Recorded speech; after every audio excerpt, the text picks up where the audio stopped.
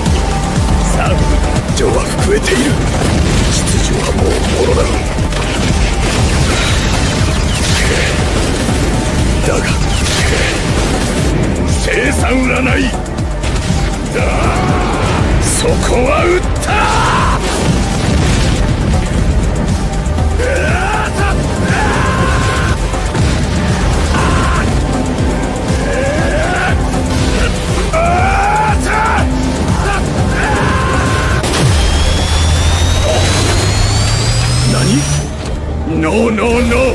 Block it!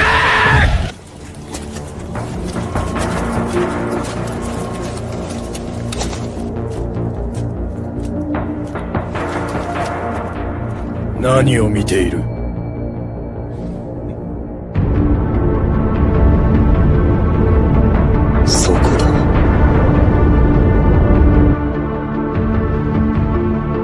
Council has discussed crypto regulations and legislations at length, and we have come to the conclusion that instead of regulating, we are going to ape a fat bag each into laptop and pump it to over $1,300,000,000,000,000,000,000,000 market cap. Let's fucking go, crackheads. But like most of the people who are buying assets at some point want to sell the assets at a profit.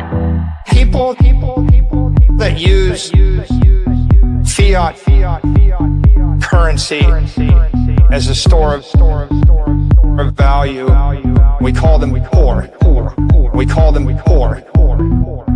People that use fiat currency, we call them poor. We call them poor. We call them poor. We call them poor.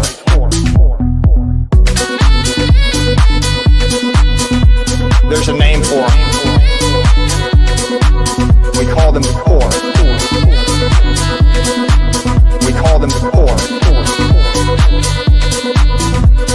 Okay? Genuine question. Butt or boobs? Bitcoin! By the science guy. Bill Nye, the science guy. Bill. By the science guy. Bill Nye, the science guy. Bill. Do I have your attention now? Do I have it?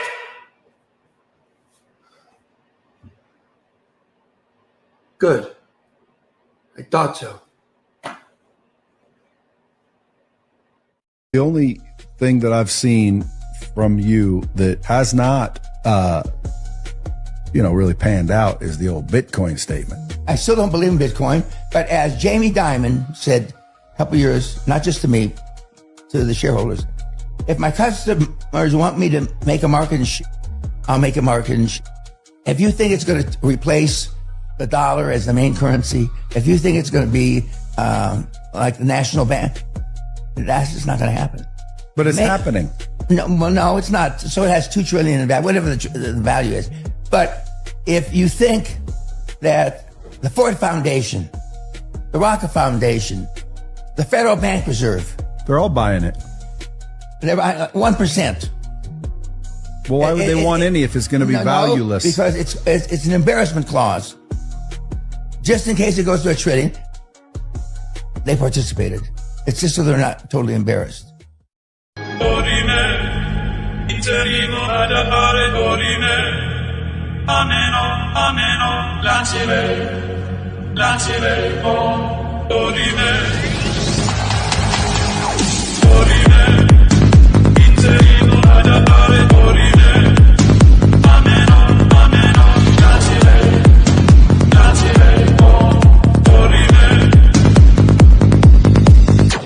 Punky, on me, funky, monkey, punky, pump it, price, jump it, hop in a new whip, paid for by Punky. I'm just too lit.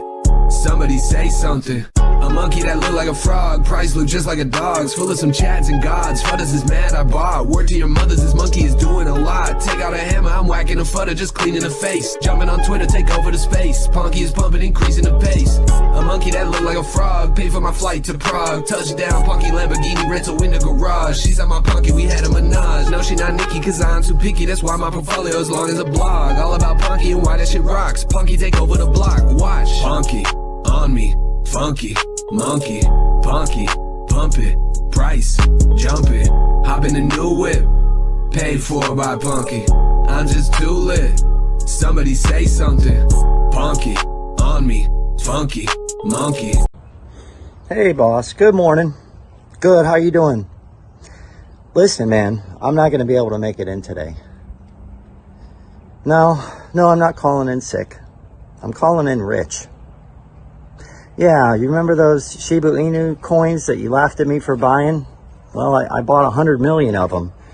And wouldn't you know that damn thing hit a penny? And now it's worth $1 million. So yeah, I'm calling in rich. No, I'm serious. So I won't be in ever again. Hello? Hello? Motherfucker just hung up on me. Fucking hater. It's a whole lot of money in this motherfucker. Didn't snitch on anyone. He ain't snitch on nobody. Same as a gangster. My mom told you that if he was black, he'd be a real nigga. Yeah, real shit, bro. So Sam has some street cred now because he's not a snitch. Yeah, he's official, bro. Sam is more gangster than Tekashi 6ix9ine. He's more gangster than what? Tekashi 6ix9ine. Sam Bankman stood on all 10 toes. Tekashi, you ratted.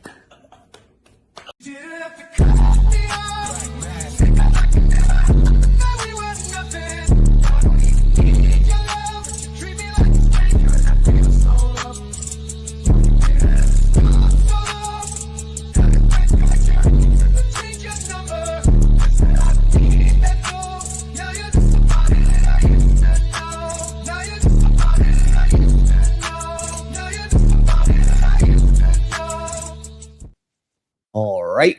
Good morning, good afternoon, good evening, and good night here from Las Vegas, Nevada. Hope you all are doing well and having a good day wherever you may be. We are here with episode number 981 of the Cultivate Crypto Show, talking about which countries are ahead of America in the race for cryptocurrency. Now, there's a lot of different ways to kind of slice that up, right? Which countries are ahead in legislation and regulation, essentially.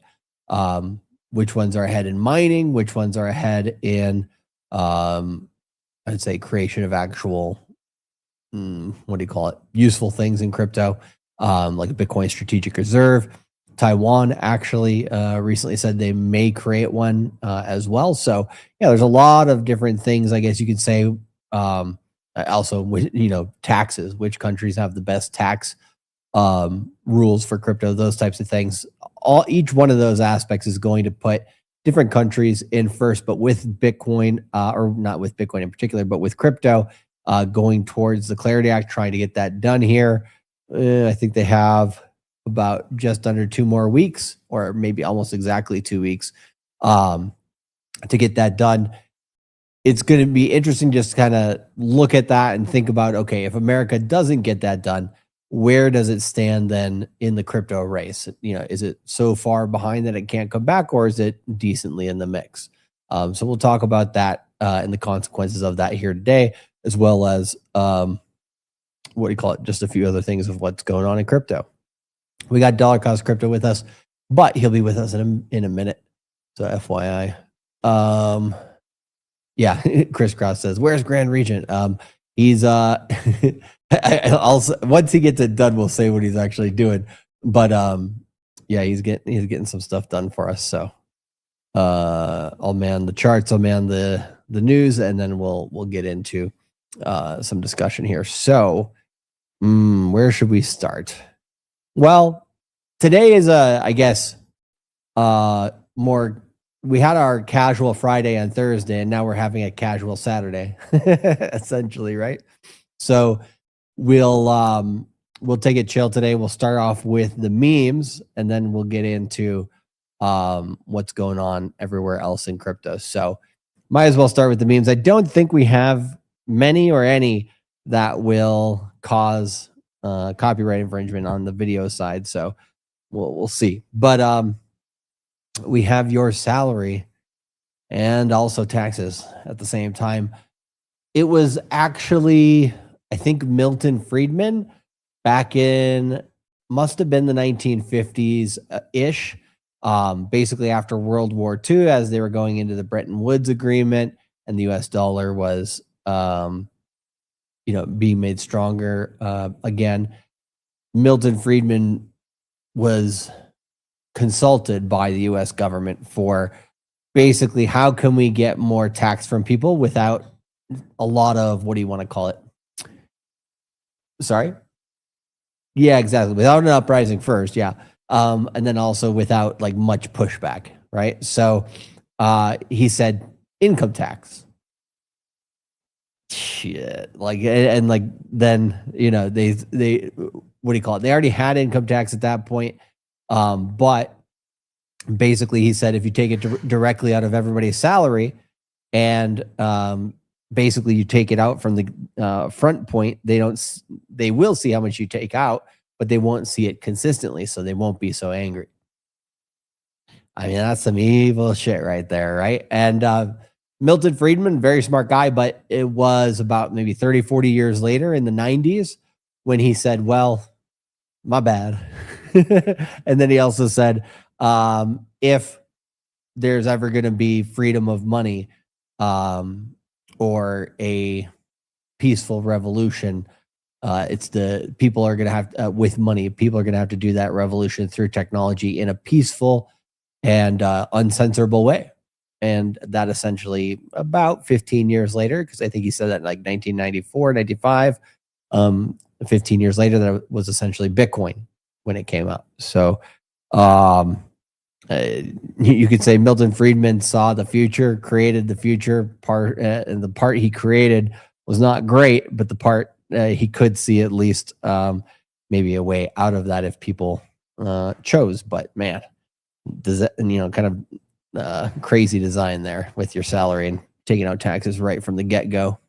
Yeah, exactly. Kakistocrate says the withholding tax. Yeah, exactly. Let's keep it moving. This is what it's like holding meme coins.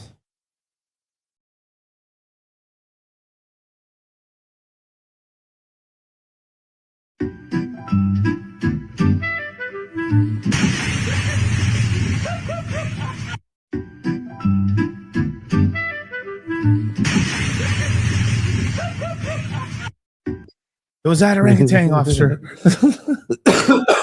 Damn.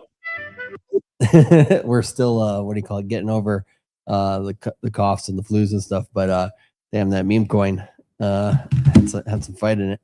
Yeah, that shit works better than Ozempic, dog.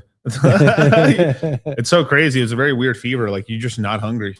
Dude, yeah, like I think yesterday I had maybe a sandwich and a half before 11 p.m.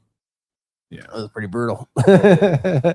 But girls say, I wonder why we live longer than boys. Good timing. Top 10 organs. I didn't see that part. Boys say top 10 organs to buy more Bitcoin. Well, number one is kidney, because why? You got two. Number two is go and find a way to harvest somebody's organs, who had donated, what do you call it, on their driver's license? Yeah. Oh man, I saw this brutal thing on YouTube the other day. There was a kid that had an organ donor checked on his thing, and basically the hospital that he was at convinced his family that he was pretty much gone.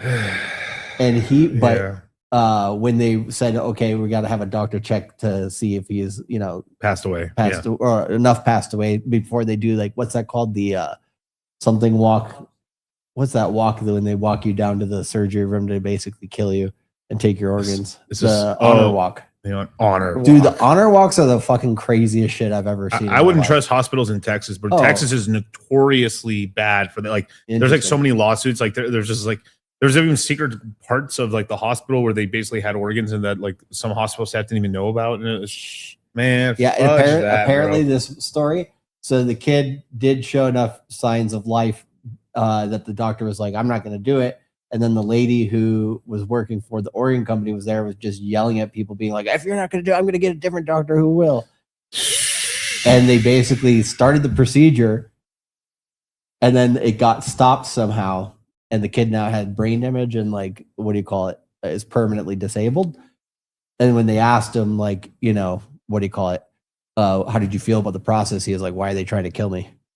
Yeah, that was fucking brutal, bro. I'm just like, and it's good thing his family, is taking care of him. He's, got to do things in life and stuff. But like, holy shit, man! Like somebody should go to fucking jail on that. Oh no, absolutely. It's fucked up too, because those nurses and those doctors get paid quite a lot. It's a lot of bonus. It's sort of like a drug rep in a way. Yeah. Like they make. And I think what do you call it? I don't even know. Like it's just like I don't know. Like different countries now like going towards euthanasia for like people. Like it should be like only of what 65 plus if you're gonna do that, right? Like I don't know. That's crazy. But it's like if we're cloning mammoths in the next few years, I think we can figure out organs. Yeah, you know what I'm saying? right. Like let's 3D print some organs. How about that? Let's just crush that. Like, wouldn't you want to have that? Like, that's such a lucrative. I mean, still, I mean, okay, don't make them cheap, right? I mean, but like, have them. Yeah, that's insane. Well, what isn't that Brian Johnson guy? He's basically like trying to grow different organ stem cells through a petri dish or some shit. I don't know, man. He's failing. Basically, I mean, like, it's sort of like, I think a lot of what Brian Johnson's done is very important for science, but at the same time, I mean, like, veganism isn't the way. Yeah, I'm sorry, you got to eat animals. It's like for thousands of years, humans have all tried and failed, you know, to find the elixir for the everlasting life and the fountain of youth. The fountain of youth. Yeah, and he's failing miserably again. So surprise! He caught like an autoimmune disease from basically not eating meat. Oh wow, that's how bad it. Yeah, like, don't eat Soylent Green, you guys. Maybe this is what we should do for Moon Gig tomorrow. The title: Top 10 organs sold by Bitcoin. Have you seen the three dudes? It's like three little kids. It's like they're all discussing how to fix all of Bitcoin's problems. Like it's three kids in a circle trying to discuss shit.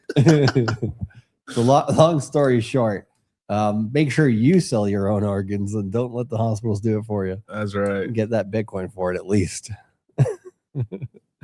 But they say remembering a 12-word seed phrase, nah. Keeping funds in a bank and exposed to risk, yeah. Allegedly, over I think it was the last 6 years, the dollar has lost 30% of its purchasing power. Is allegedly the stat. So I think the 12 words are just fine. Also, pro tip: if you haven't gotten in the crypto mindset course yet, or not in the Citadel, this is just a best practice. This is why you should never trade on curved screens. Oh no. That's a new one. Damn. Like just imagine you're like, oh shit, we're still up, bro. You turn your screen and you're like, fuck. It's fucking horrible. It's brutal, dude. Oh man. Hit the like button, you guys. Come on. And this is some fundamentals along with technicals. Things are going to get much worse before they get better. Just word to the wise. How dare you? Never let your wife or anyone sign you into. Yeah, exactly. Do not donate organs. Do not do any of that stuff. Yeah, like it's terrible. I think when I came back to America in 2023, I'd been gone for 13 years. I usually on my driver's license had ticked, when I was living in America before 2009, I was usually ticking, the organ donor thing. But yeah, after I started hearing those types of stories or whatever, as soon as I came back and got a new driver's license, I was like, oh hell no. They did it to me here in Nevada. Like I had hell no. Like you had to say no to it? I had to say no to it, which glad, but then there was like a mandatory, it's not mandatory, but it's mandatory $45 donation to some horse shit fucking fund. Really? Yes, I did it because I had to do it twice and stuff here before, because I did it. I originally did it in 2020, and then I had to redo it again in 23 when their AC was broken. That was the worst DMV experience of my life. Like, I don't know how we didn't die. Like, in the DMV, I don't know how we didn't die. Like, their AC unit shot out. You can keep going. Oh, their AC units like shut off and stuff, and it was like we were just all filing to death in the pigs in a blanket. In it was like DMV. You said it was like in August. Yeah, no, I can't remember the time. It didn't matter. It was terrible. Like I don't remember. If it was in August, I think we would have died. Yeah, I think I would have died. Yeah, I mean Vegas right now. Like, let's actually look. It's brutal, bro. It's brutal right now. One of the things that we said in the what was it? The mega webinar last night with previous crypto mindset courses. By the way, if you are in previous crypto mindset courses and you haven't seen the video yet, the recording is up, pinned in all of the chats. So go in there and check it out. But one thing we said yesterday was what do you call it? Just kind of like the top of the market last cycle was very low speculation. And then the downside here is low speculation. So I think you said something like, what was it? It was like the temperature of crypto basically is like, right. We had, I can't even remember exactly what you said. You said something like, you're talking about, but the previous bull market wasn't as hot, so we're basically not having as cold of a winter, basically. Right. Yes. And the thing I was going to say to that when you were saying that last night was earlier this year in like February, it was like really nice temperatures here in Vegas. Right. It was like 80 sunny every single day, beautiful weather. Perfect. Yeah. Great. Go dip your toes in the pool, all that. Right. But it was hotter than usual in February, even though it was great feeling. Right. And we were like, oh shit, it's going to get much, much worse. Yeah. And this summer is hot as hell, man. But right now it's 110 here in Vegas, which sounds, I mean, it's as hot as it sounds, to be honest.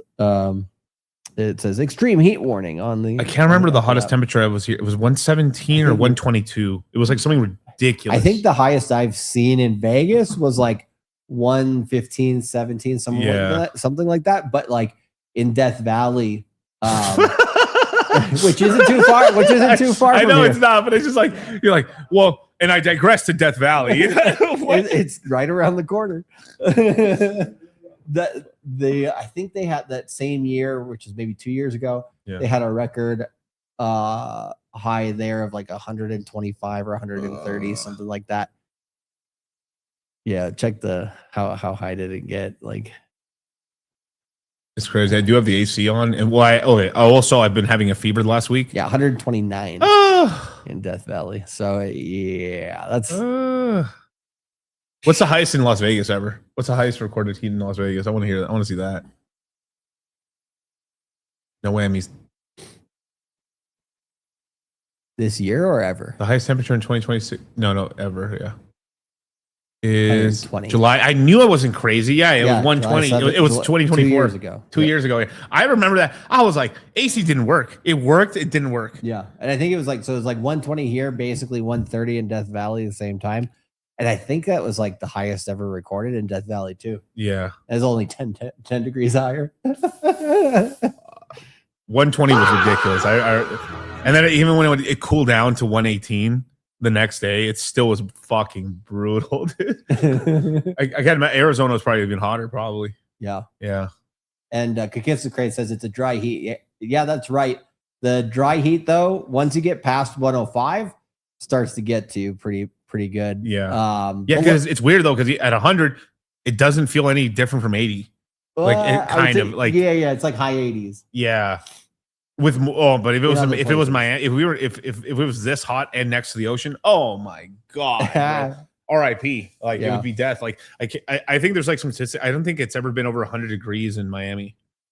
Oh, interesting. Yeah, it's like some weird stat. Like it's like, but it's still really hot in Miami. Like you're sweating, man. It's just like you're in some fucking swamp ass fucking sauna. Yeah, that's very true. So we digress. Yes. But yes, I wouldn't say much worse. I'd just take the much out of this one, but things are going to get a little worse before they get better. How about that? Only 22% left. And bears will get tired of selling. Meanwhile, the bears stay hard. No, yeah, exactly. Stay hard. Who's going to carry the ships? Who's going to carry the boats? And I love this one because if you guys have been around long enough, you know this meme is the dip of the it's the dip of the dip of the dip dot. Basically lots of the dip of the dip of the. Is that scene actually real? I think it must be some TV show or something. Yeah, because that's so ridiculous. It's like a gun behind a gun behind a gun, and there's a sniper. But the funny thing is usually like lower prices or whatever, and now it's like nothing is changing.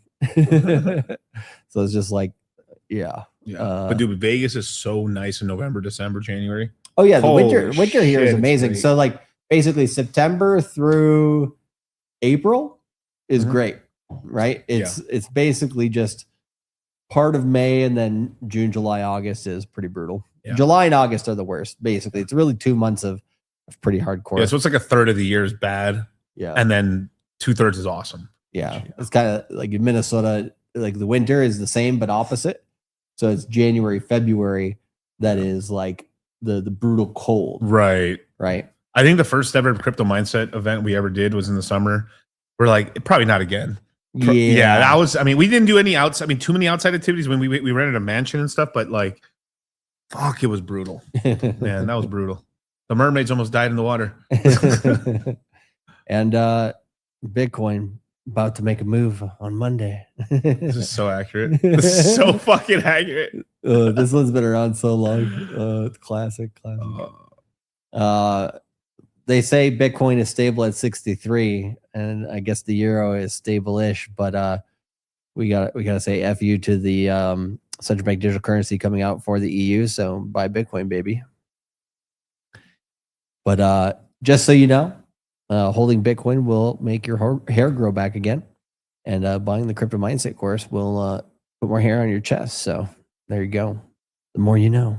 The more you know. This one's pretty funny.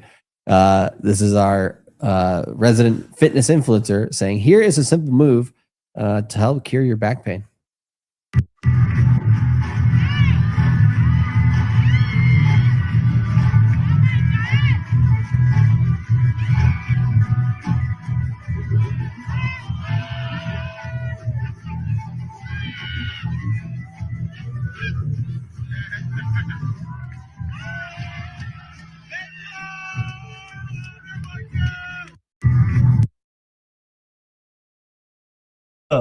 What the fuck, man? But they say, you know, simple move.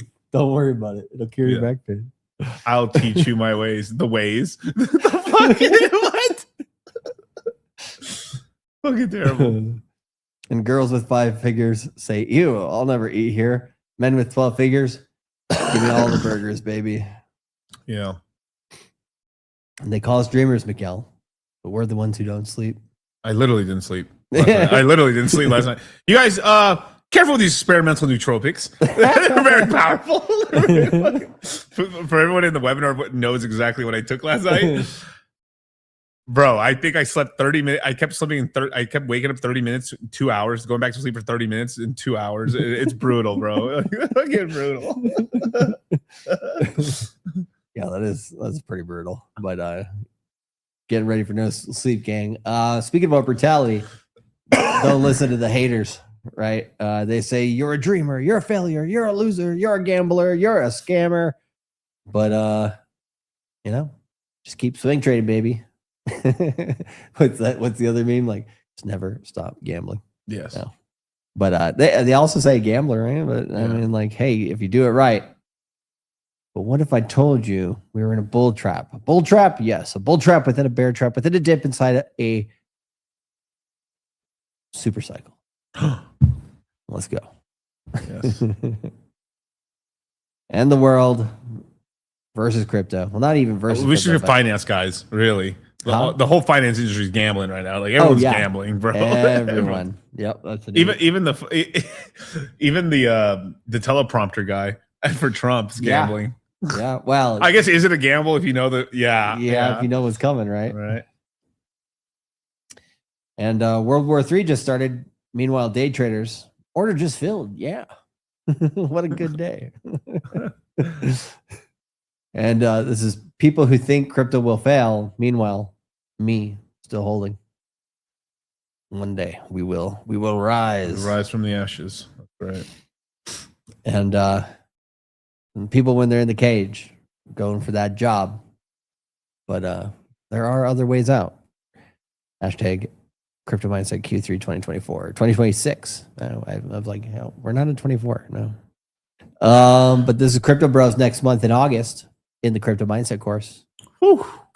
It's going to be a good time. We have a lot of plays, man. Mm-hmm. We got a play coming up, actually. I'll give it to y'all, man. There's some trading opportunities on Zcash coming up in 3 days. Yeah. Could pay for the whole CMC. Absolutely. That'll be a fun one to watch. We'll keep everybody in the Q3 course chat updated.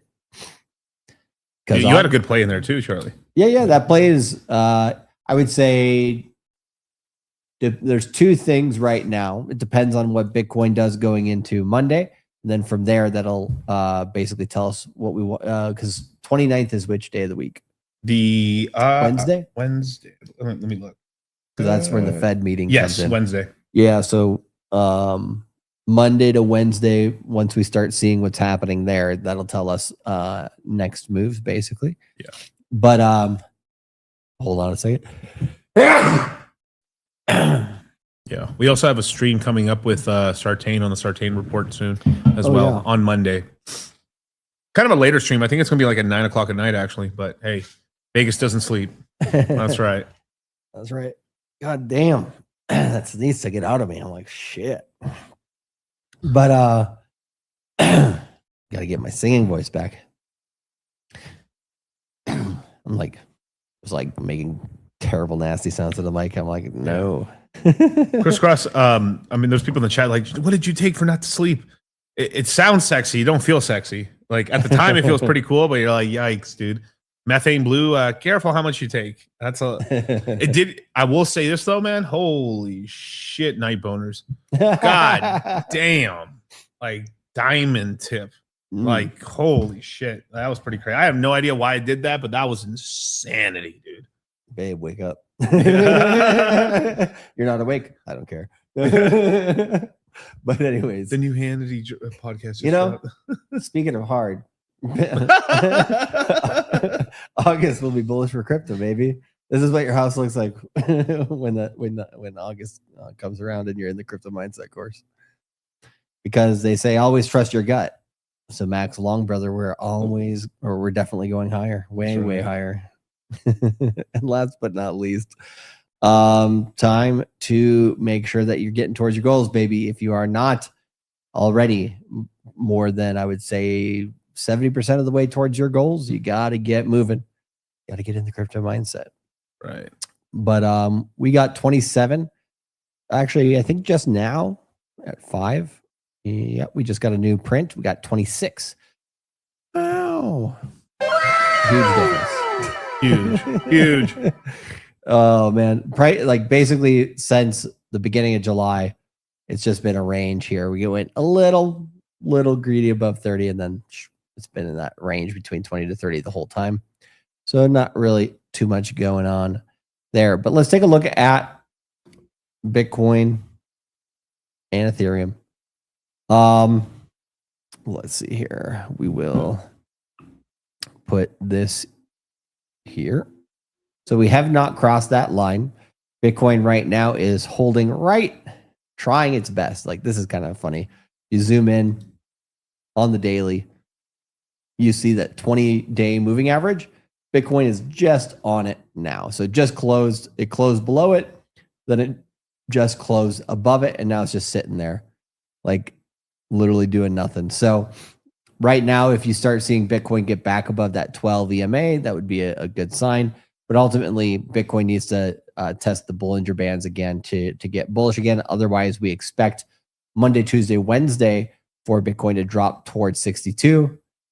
But we'll see if it can do that. So what is the expected versus other possible scenarios?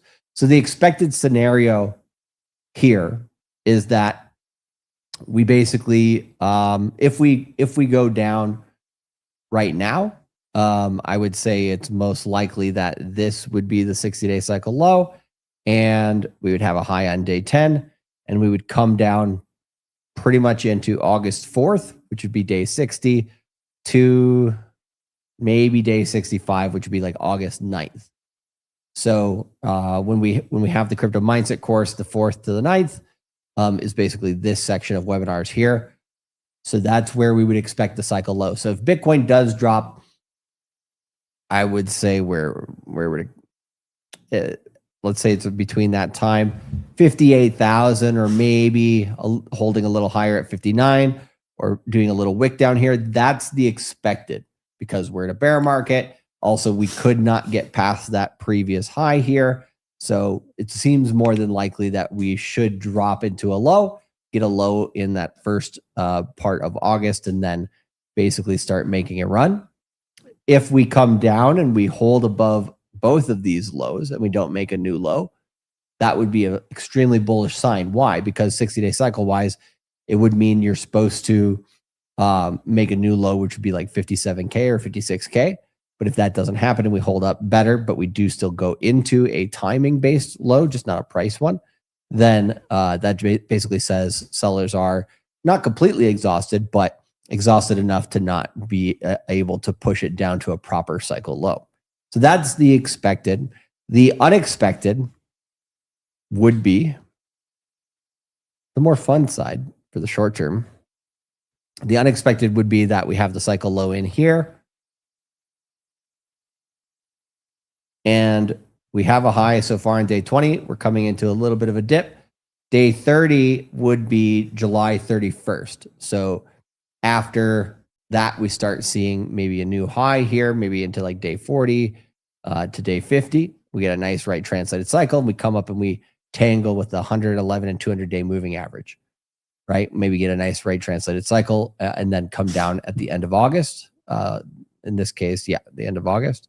So that would be the unexpected. So yeah, I mean, on what would it be? The 29th, so which is a Wednesday. That's when we have the FOMC meeting, the Fed meeting.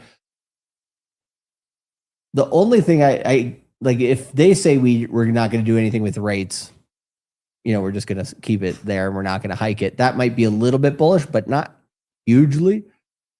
So I guess like the only thing they can really say to kind of get us into that bullish move would be we're going to cut rates, which they're not going to do yet. And yeah, so I don't know, man. Like the Fed meeting is the right timing, but I'm like, is it enough news to really cause much more volatility than what we've been seeing over the last couple of weeks? I'm not really sure. Doesn't seem like it. Yeah. I mean, because we move like sometimes like maybe $1,000 or $2,000 on a day for the Fed stuff, and then like 2 days later it comes back and it comes absorbed. Yeah, I mean, well, like the way it's, I mean, it's directionally right, but it's sort of like anytime the Fed does change the direction of like whether they're like standing still, like basically we've been at the same rates for like a long time now. Yeah, almost 2 years. Yeah, like if rates are cut, no, sorry, since September of last year, technically, yeah, cut it once, but yeah, besides that one cut, like it was basically almost the last year and a half, 2 years, right, without a cut, and it was like literally the last time they cut was in the summer, right before the presidential election run in 2024. So like, they haven't cut in a while since, yeah, you're right, September 25, and if they cut, it is positive for the markets because it's going to more sales in real estate, more loans. It's cheaper to borrow money, so it's overall good for like the finance part of the economy. But if they increase rates, that's a direction change. That's very bad. Yes. So stock market crash. And Peter John there says, isn't there a chance the Fed could hike rates not just once but twice this year? Still has to be priced in for Bitcoin. It's technically possible, but yes, based on the way that Kevin Warsh has been talking recently, it seems like he's wanting to do that less, right? Right. I mean, they don't want to do it, but they might have to. But it's just they're just in a tough spot of their own creation. Like, they need to cut rates because they need to refinance all the debt. But if they increase rates, it's going to make the debt more fucking expensive. Yeah, it seems like the answer that they've chosen instead is to recalibrate the numbers, the data. Yeah, recalibrate the data. Who needs 2% inflation, Charlie? 2.9%. Perfect. That's good enough. I only care the number of the left of the decimal. And what we know that essentially inflation's probably closer. Like I said, 6 years we've lost 33%. What's that? Technically 10%. No, 5% per year. By that, that we're losing. Right. So we know inflation is at least that much higher. Probably a lot more, right? So yeah. It is situationally depending on your lifestyle. If you're just eating, like you're just making meals at home and aren't going out much and shit, your inflation is not that bad. But certain things, like gasoline, no one escapes from that one. Cost of insurance has gone up. I mean, everything, groceries has gone up for the most part. Can you pull this down? The cost of going to restaurants have gone up. Like, I mean, you can't go to Taco Bell for less than $20 and then you're still getting diarrhea. Like, that's the crazy part. Damn, like Taco Bell is also like I think 30% plastic now in most of its food. Like it's something crazy, like, or at least 15%. Bring back the sawdust. Make the what do you call it? Instead of making the normies eat crickets, just make them eat plastic and sawdust. Plastic.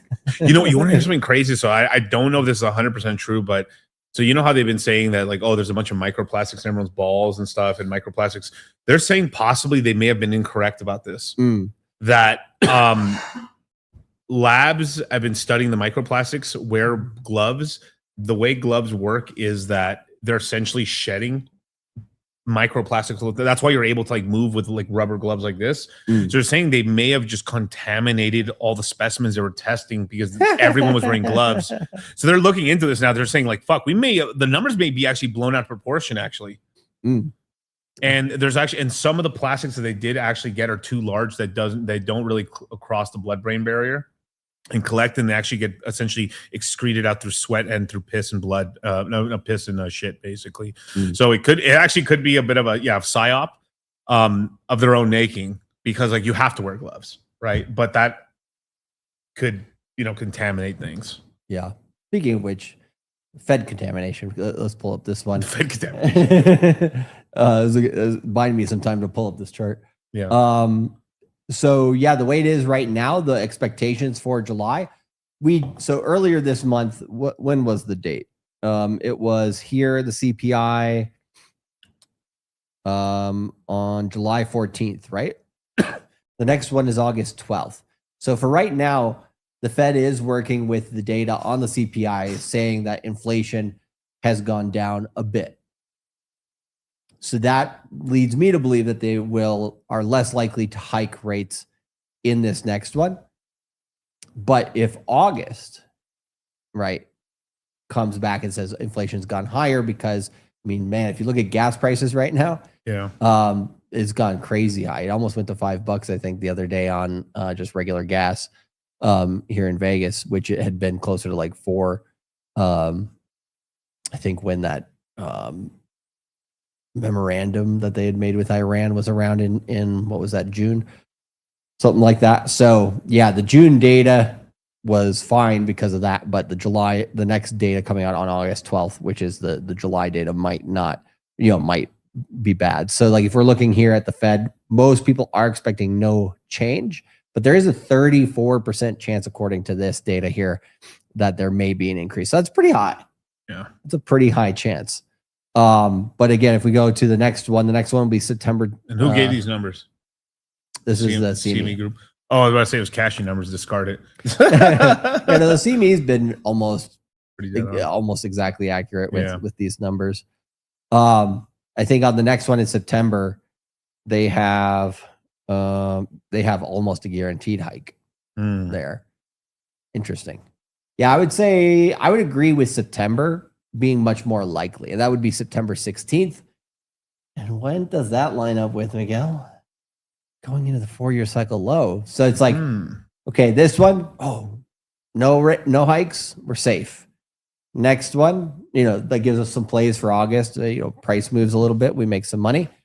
Then September comes around and they hike rates, and then just craters the market into the capitulation 4-year cycle low. So if we look at the timing of this, because I got to choose one 60-day cycle to kind of play this out properly. So it's like, let's see. I'll go with the likelihood, most likelihood that we're in this low here. We will come down and hit some sort of low, let's say into day 65. Okay. Day 65 would be August 9th. Give it a little leeway there. Then if that happens and we go, let's say we come down a little bit here, then we pop back up in August, maybe don't clear those levels, then September 16th would line up roughly with the second half of the cycle. And the low of that could end up being almost exactly what most people are expecting, which is an early October 4-year cycle low. So there's a chance, like the scenario I'm describing here is something like this, where we come down a bit here, going into the Fed meeting and into the August part. Maybe we hit just at the same low. Then we come up here for a bit. The question is, do we come and test the 111 and 200-day moving average or not? Right? And then maybe the expectations going into that rate cut could nuke the market down to $1 trillion Bitcoin going into that early October period, something like that. Right? I could see I could see this playing out to create the 4-year cycle low. A lot of sideways action and then drop, because of the rate cuts. And then when is the next Fed meeting after that? Next Fed meeting after that is October, right? What do they have right now for October? End of October. End of October split. Usually when you look at this data far enough out, it's not really accurate, but when it gets closer, it's more accurate, right? So it's kind of a crapshoot when it comes to what it looks like for October. But I would say right now the most likely for a hike would be September based on that data.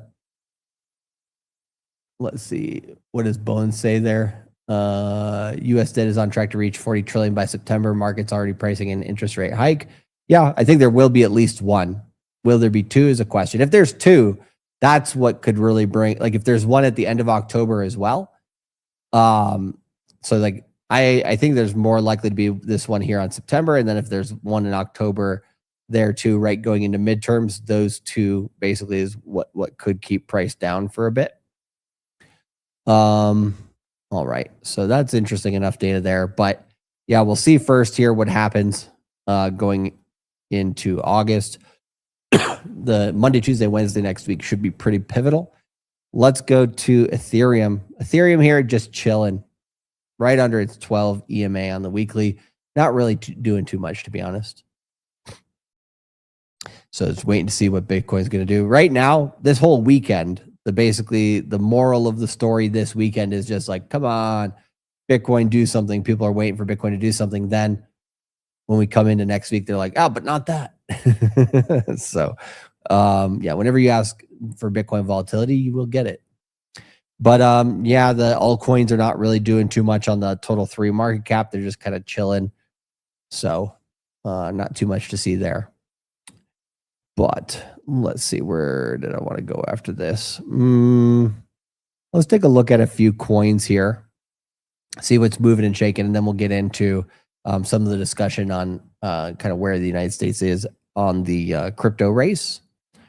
But for right now, oh, damn, Shiba Inu is up 17% today. That's interesting. So the top coins, Shiba Inu is in the top 100, making the biggest moves. Ooh, VVV making moves too.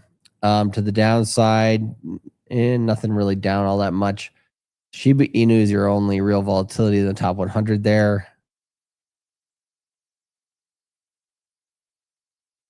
Oops. That's not what I wanted to press.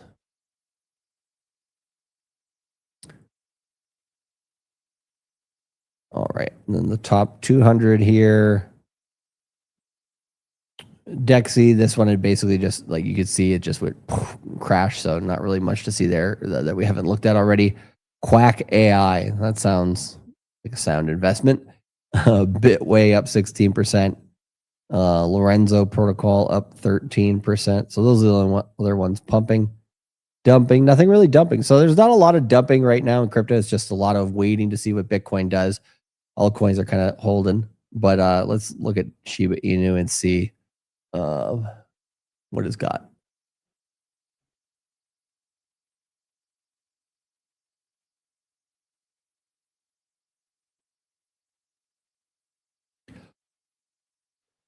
Can you end me a second, Celsius? Maybe that guava one or when you look at it on log, Shiba Inu basically is a stable coin, but let's take a look over. Let's see. Do we get the last 1 year? Doesn't really. Let's do it like this.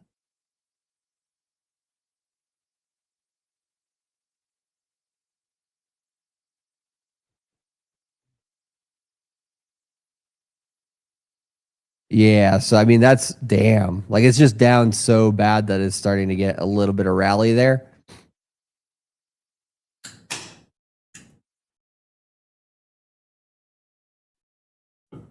Yeah. Shibarium activity jumped 78%. It might be worth keeping an eye on just to see if it makes some momentum, but yeah, nothing too much of note. It's just dumped a bit. Quack AI coin that you are definitely going to recommend to your parents. Now, what the hell? This came out in September of last year at like basically a penny. Now it's at 2 cents and it's had a lot of volatility. Let's see what it is.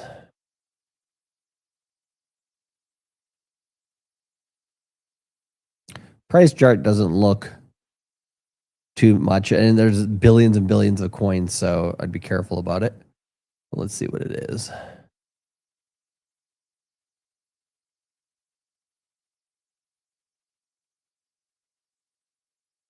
Building something, the first unified sign to pay execution governance layer for agent economy.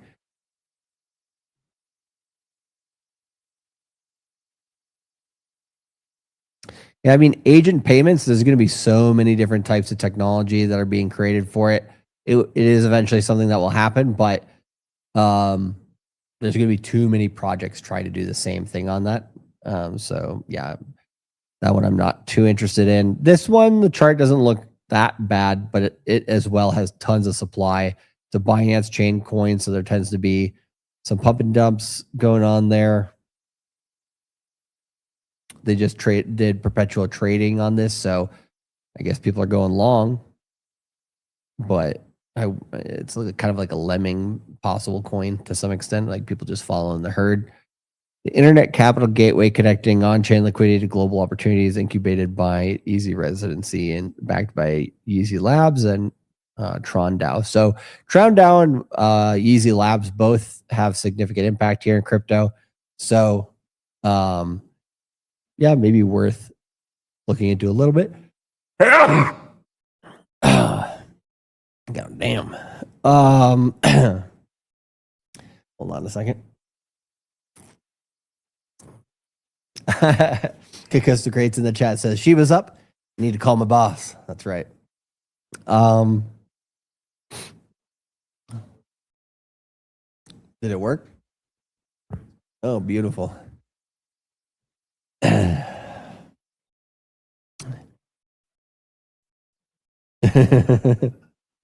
Yeah, I don't know. It seems like they get listed. It has some volatility on it, but yeah, it's a little bit early for this one still. I think it just came out in May, so the jury's still out, but maybe worth taking a look a little bit more into just simply based on the organizations involved with it. Lorenzo protocol here going crazy.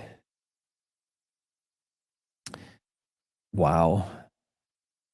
I'm trying to look at the news here and see if there anything on here that says like a reason for why it's jumping, but I mean, this went from like 3 cents to 35, a 10x pretty much over the last 2 weeks. Just jumped into the top 200. Again, probably a Binance pump and dump, but let's see if this one has anything worthwhile. Institutional grade on-chain asset management platform. Also Yeezy Labs. There was one called Mango Finance in the last bull market, or in 21 bull market, essentially.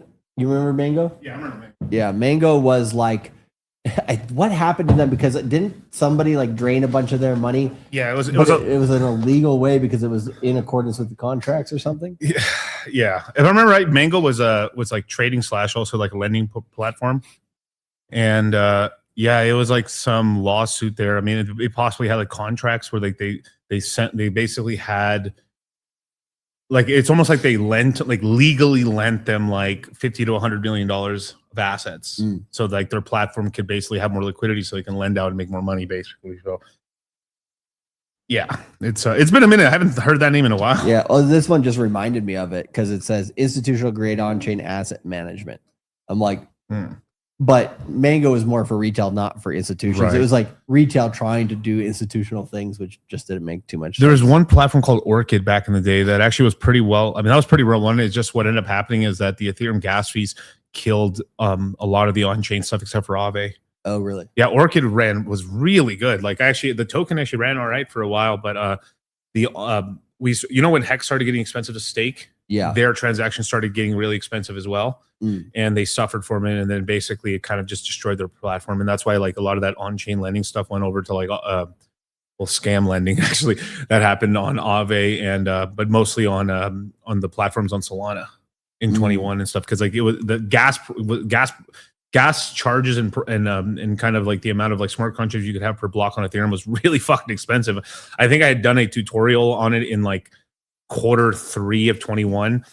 To borrow $1,000, it cost me $700. And I did it.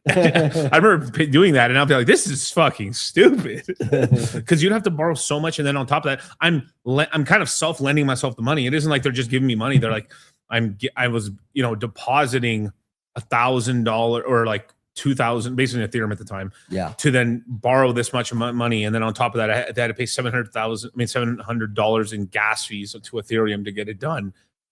The future of finance. But it was early times now. Now you don't have that problem. It's not that expensive to borrow really anymore, but you still have to put collateral up. That's why they'll lend you the money, because like you're putting money up. Yeah. So it's like, of course they will. Yep, exactly. So speaking of the future of finance, crypto is the future of 365 24/7 finance, right? And so today we wanted to take a look at where is America compared to the rest of the world, right, when it comes to crypto. And now this can be in many different ways, right? Like it can be institutionalization, it can be tokenization, it can be regulation, it can be all that type of stuff. But right now, according to this guy, the list of countries that have passed some sort of crypto legislation are Russia, Japan, Taiwan, El Salvador, Vietnam, Nigeria, the UK, Brazil, Switzerland, the EU with the MiCA stuff, the UAE, South Korea, Bahamas, Albania, Albania, Singapore, Canada, Australia, and Germany. I don't know what Germany has passed, but we'll look it up.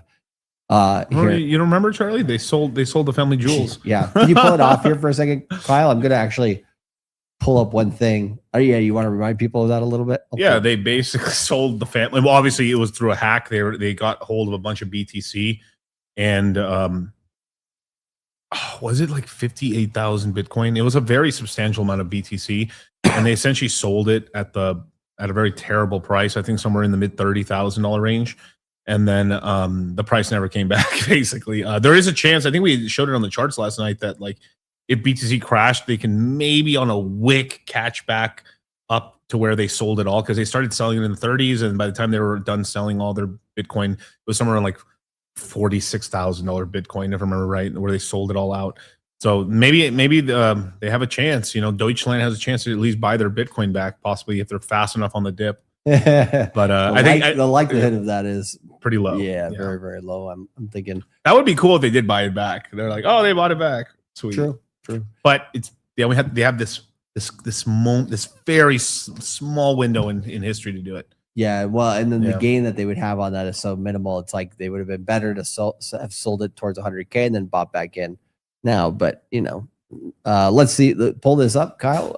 We're gonna ask Gemini Gems what crypto legislation has Germany passed.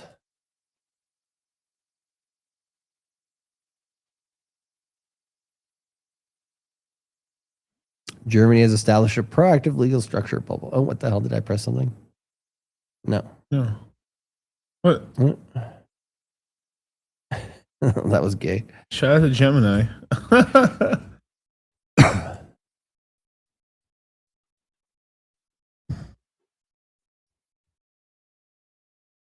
All right. So they said, let's see. Financial Markets Digitization Act. try to read this in fucking German. It says Finanzmarkt Digital. Why aren't you yelling? No, digital Serengets right? Literally, that's not even a lie. Like, look at that thing right there. That's an actual word, and it's like, okay, So finance is finance, right? Yeah. The market digital. But I'm not sure what the other. Viewer Stagen Stan MAG. But this was passed in December of 24.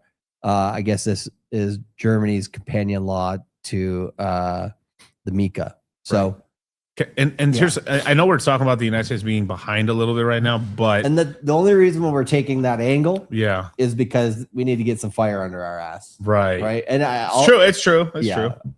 But but the MiCA stuff is kind of ridiculous because you're allowing certain players. You're essentially giving them. I mean, basically, what they're doing with MiCA is in a weird way what like the Soviet Union, well, like what Russia did with the Soviet Union, is that once they fell, they essentially gave monopolies to businesses, and the owners of those monopolies became unbelievably rich, but it stifled innovation incredibly. So like they kicked Binance out, they kicked Tether out, they didn't give them MiCA licenses.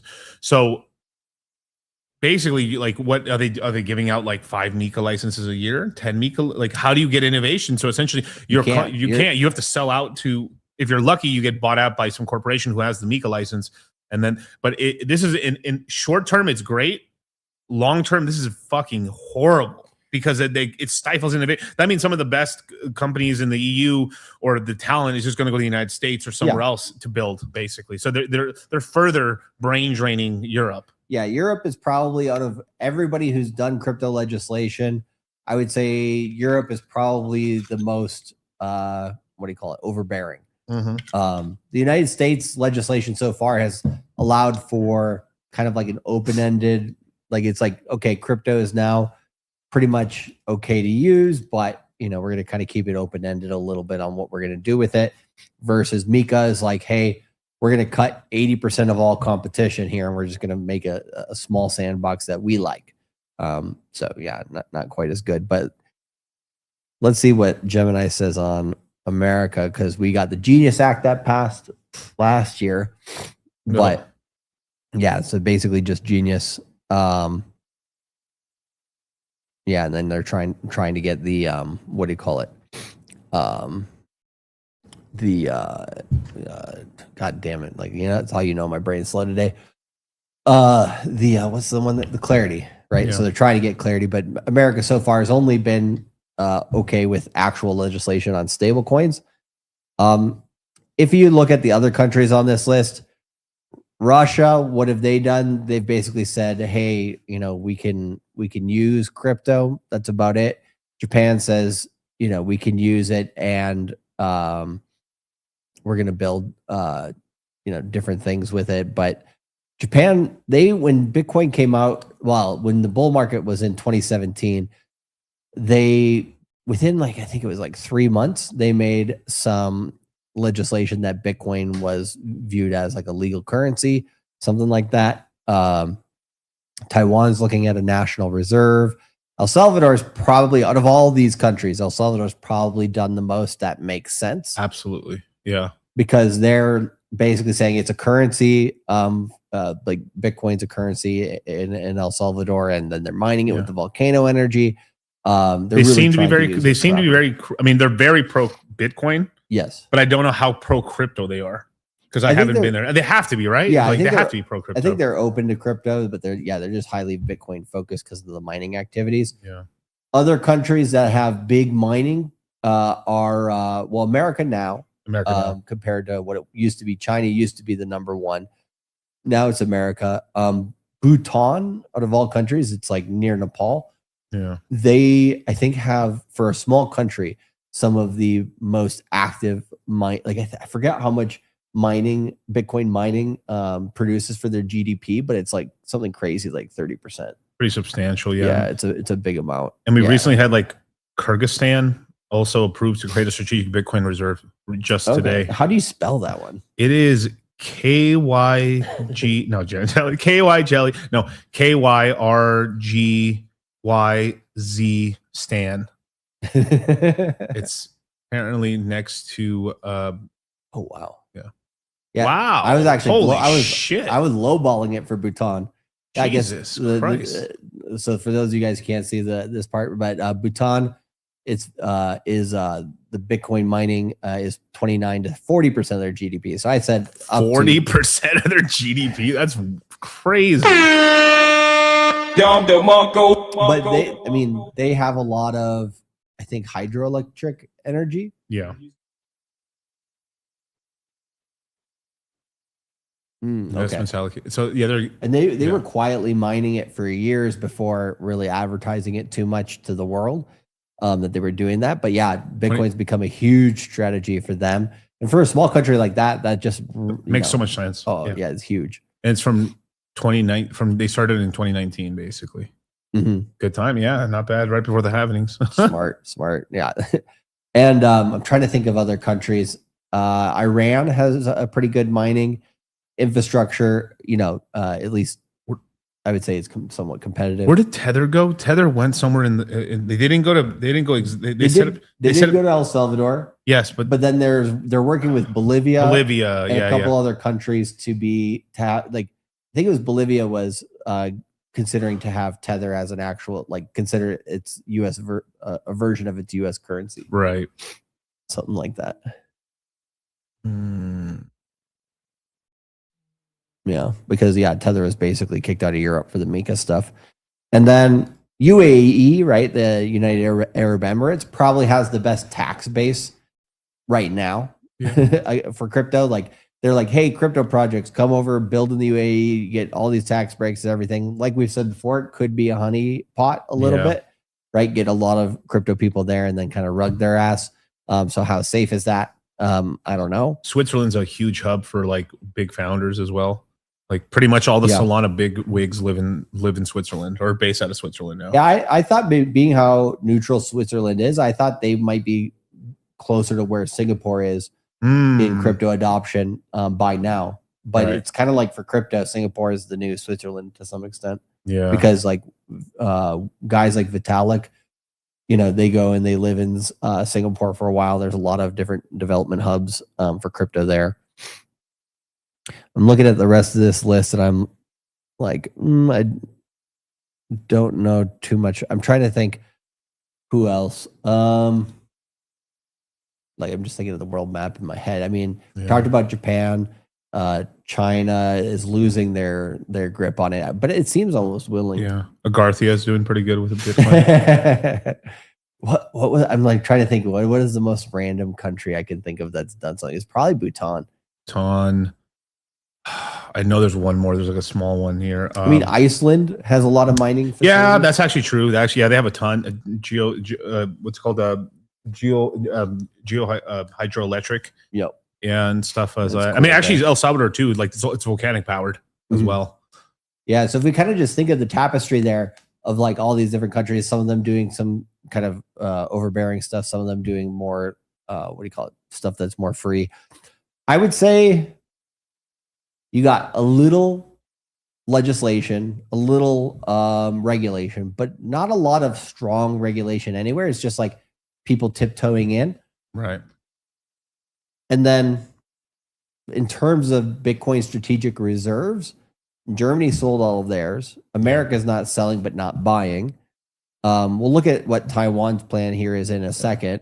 Well, there is a small case for like MicroStrategy to be like a whole CIA operation. It's like because like there's entire things where like a lot of their early board members during the 2000s were all just high ranking military officials and shit. And there's a lot of like, could be like a secret version of a fun Bitcoin strategic reserve, which actually, if that ended up being the case, I'd be like, smart, bro. Touche. They're smart, man. Yeah.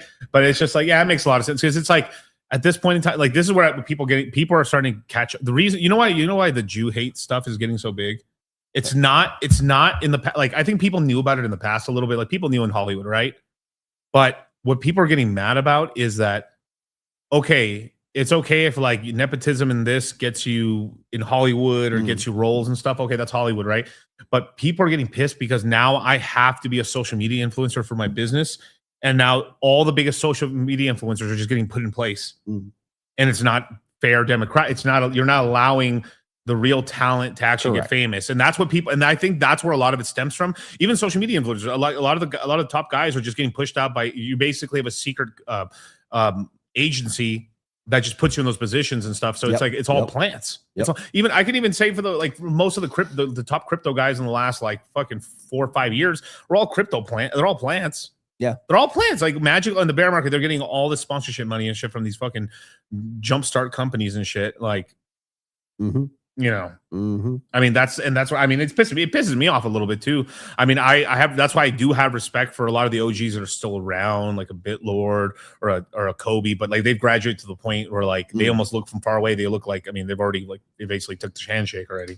Yeah. But they got that, they were able to get that famous. Yeah. They were able to kind of leverage it into that. Right. So, yeah, I mean, yeah, we know most crypto YouTube channels, they either take deals from companies, or they die. Like we're one of the few that just build our own products and services. I think yeah. But that's why they limit us and they shadow ban us and stuff. I know. They're like, you're making money without channel. us. They nuke your channel. Yeah, I know. Fuckers. There's nothing we can get Charlie on. Delete his channel. Like, what? Miguel ever runs for office. We got him in spades. He's gonna kiss the wall. Don't worry. My Jew compilation. Wild DC tape. I'm like, you got the curls. Yeah, the curls. But we digress. So I mean, yeah, most of it's centered around maybe Bitcoin strategic reserves are starting a little bit. It's mostly been mining activity so far and a little regulation, but there's not really that much else going on around the world. I think the thing that the United States should be worried about is just, okay, we have the motion right now and we have the ability to basically become a crypto capital of the world. Just do it before everybody else and you'll be fine. But Brazil on its way. The tokenized. I was joking about tokenized cow farts before, but and I didn't doubt it. I was like, yeah, wouldn't be shocked. But Brazil here. Okay. Yeah. Okay. A dairy farm in Brazil has used 10 tokenized a Brazilian dairy farm used 10 tokenized cows to secure a 100,000 real loan, marking the first livestock collateral formally registered on B3, which is Brazil Stock Exchange. So these 10 cows are actually listed. Tokenized on the Brazilian Stock Exchange. That is cool, and that's how you should be using some of this tech. I mean, it works really. You can tokenize anything. Yeah. It's like you just have to have the laws in place to enforce collection and and all those things. That's why I said tokenized real estate does work, but you need a very strong third party to be like the management of a property. As like if in this building as an example, right? Like if it's 300 tenants here, you need a management company that'll make sure it like it stays filled up 92 to 98% occupancy, right? And that's a margin hit that gets taken out, but it's something that you like once that is established, the LLCs control it and it's parceled out. Like if there's 300 apartments here, then I don't know, imagine 300,000 tokens or 3 million tokens. And then you can then divvy up the rents after costs, then the profits, and the profits can be divvied out to every token holder. That works. Yeah. It can be paid out in stable coins. And to be honest, it's kind of like just one extra step crowdsourcing. Yes. Yeah. But you should totally be able to do that and stuff. And eventually it was like, I've DCA'd slowly into this token supply. I now own 3 apartments fractionally. And you kind of diversifying the risk because you just don't own that single apartment. You own like, let's just say 1% of the token supply. So you own, 1% of the essentially the dividend payouts and stuff. That's pretty cool. I mean, I think that would work. It's just like they're so fucking afraid to do it, or I don't know why they're not doing it, but like I mean, I think I could even do it and stuff. I mean, the person I think that's a forerunner to actually do a version of this would be Grant Cardone. Yeah. He's already kind of doing it a little bit. Right now. Yeah, he's taking like 20% of the profits. He's still buying real estate, but he's taking 20% of the real estate profits to buy like physical Bitcoin. Yeah, as another like jump hedge to like, and I kind of get why he's doing that, but like, but to get a pure like dividend play of like 1,100 apartments here and a billion token supply, and you have to put a limit of like you have to at least have I don't know 20,000 tokens or 400 or maybe like 1 million tokens for you to get a dividend payout or something. That could be a way to, because like I can understand if it's so small, like it's not worth sending it to you unless it's like we'll just collect it for a whole year if you haven't taken payment, and then in that one yearly sum we'll send you your money if you have such a marginal small amount or something. Yeah, like that $200 or something. Yeah, like it could be, or like it's just the cost the business has to take. Is like, all right, if you don't have enough tokens, we will send you your right amount of USDC, but it's gonna have to be in one lump sum payment of the year, and it might end up equaling like $10 because that's all you hold. But we'll send it to you. Yeah. Yeah. Hey, you get enough of those, like, because that also then like a lot of people can like you can get a lot of people to fund one thing, and it'd be interesting to see. But Chepe says, so we're shorting the cows only when they get put into the meat factory. You're not understanding the carbon credit side of this. I'm just gonna attach an ant miner to their ass and make the methane. Oh, the methane, mine Bitcoin out their ass. Something like that, or maybe mine some pi network. They were actually discussing this in the United States about possibly, like, since we're having kind of a beef shortage crisis, and we're like importing about, like, I think we have a $50 billion deficit with countries right now in terms of like we're importing beef essentially, and we're running a deficit right now, and we've just started taking in a lot of like not Venezuelan. We started taking a lot of Argentinian beef. Okay. Recently. Well, this farmer had a really good idea about you can tokenize it as well as basically giving a tax credit for like every calf you don't kill. Like you're not selling it for veal. You're letting it essentially get to a certain size so they can impregnate it, so they can create more cows to increase the herd size. You could do a version of that where you could tokenize that and just like, and basically get $500 every year in like a tax siphon. And that I was like, that would work. You just have to have it properly, like create an agency and then have them go out to farms to basically get approved for it. But the incentivization, or like how it's incentivized essentially, and then how it's implemented or how it's governed. I mean, we have a lot of governance tokens already, so that wouldn't be surprised. But yeah, there's going to be govern the beef. There's going to be more ways to do stuff like this, but it's wild that they're actually on the stock exchange. But I mean, we talked about when DeFi goes into Wall Street, like you're just going to get so much creative, different things that people try. It's going to be very interesting. Hold on. Bless you. God damn. What does Peter there say? USDA Prime? Boneless ribeye in grass-fed butter. Yeah, you know what they're saying? I haven't tried this yet, but they've said they've been finishing cows on like carrots, and apparently it tastes very good. They basically, because the beef cattle industry is monopolized over by basically 3 corporations. Yeah. There was a California farmer that was feeding their cows primarily like carrot scraps and carrots and all that stuff, and they like basically marbled the meat really well. It tastes supposedly really good. Yeah. But they were getting like hell rained on by all the other companies saying no because it's cheaper feed, different things. Wow. So. Yeah. It's bullshit. I mean, that shouldn't be allowed. I mean, like you should let farmers do what they want with their cows, and if they want, if they're getting mad because then it's like now they can sell it as a specialty meat and they can charge more, and that allows them to have margins. And I don't want them to have margins, Charlie. I don't want them to be profitable. No. Profitable would be bad. And then his first fuck up was California. That was the first fuck up. But I've been saying this for a long time. Yeah, look at that.